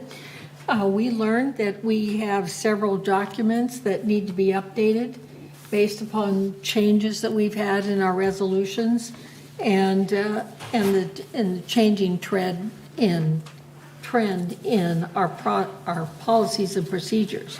So we're reviewing documents clear back to 2004. And all of the documents that have to do with the member discipline, and we're also reviewing procedures and reporting criteria. So thank you. So the next one is disaster preparedness. Thank you, Madam Chair. Juanita, yes. The disaster preparedness met on November 29th, and we had a full response to our radio drill for the first time. Usually there's 1 or 2 people missing. Everybody was there. It worked very well. We got information from Ed Green, who is our new disaster preparedness coordinator on staff, and we're very impressed with his background, and it looked like we're going to go hopefully ahead, because one of the things that was brought up is we're not doing anything with the captains, the building captains and the neighborhood captains, et cetera. They sign up, they get their packets, and that's the last they hear of us. We've not had a training because of the pandemic for quite a while. So we're working on that. We're having a meeting coming up of the clubhouse coordinators, who will then meet with their various building captains. So I hope that we will get people more interested and involved. Our next meeting is January 31st, and it's in the boardroom, and it is also a virtual meeting, and everyone is invited. Thank you. So Jim is already giving the ITEC committee report. The insurance ad hoc, we're going to take this off of our report for a while. I talked to Dan yesterday, Dan Yost, and there is nothing coming up for this insurance committee to consider at this point in time.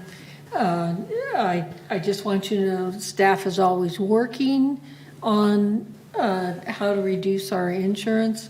The thing about it is GRF, it's found that our best economic choice is to be separate from the other mutuals. Before, by combining them all, we were contributing more than we actually needed to. So it's better for us to be separate. But and that's not all insurance, because there's also the umbrella insurance that covers, all of the organizations. So purchasing ad hoc, I do have to get with ITAC, find out where we are as far as the design, so that I can go forward and address certain purchasing processes. So the next item is future agenda items. We have, which many we addressed today, we're still on, will be on 28-day review, and that is the Aquedettes, the West Coast Internet, and anti-harassment, anti-abuse policy. So we will continue with director's comments, and so we'll go around the dais. And Egon, we'll start with you. No comments. Nothing? Okay. I just wanted to comment on the success of the volunteer luncheon. It was well-attended, very nice. Everybody enjoyed it every year. It's something that we've missed for the past couple of years because of the pandemic, but we do depend on our volunteers, and it was nice to have them singled out. Yvonne? Here, here. It was a nice event, and it was attended well. And we appreciate our sponsors, too. Thank you. I have to comment, I don't think everybody realizes how many sponsors it takes, for our community.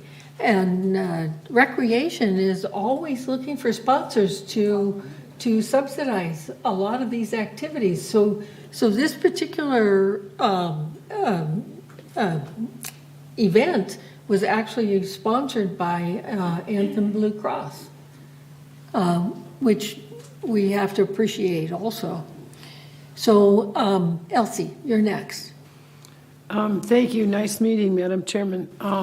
I'd like to take this opportunity to thank and appreciate Third Mutual for coming up with the idea. And then, as I understand it, I hope I'm not offending anybody, I understand that they subsidized the little meet and greet that we had after the training. Oh, yes, they did. And I thought so, but I'm going to give them credit whether it's true or not, because that's what I think they did. So I just want to mention that I thought that was a really good idea. I hope we have more. Maybe we could rotate the cost. Okay, Jim? Good meeting, Madam Chair. Thank you. Reza? Debbie? Well, I always have a comment.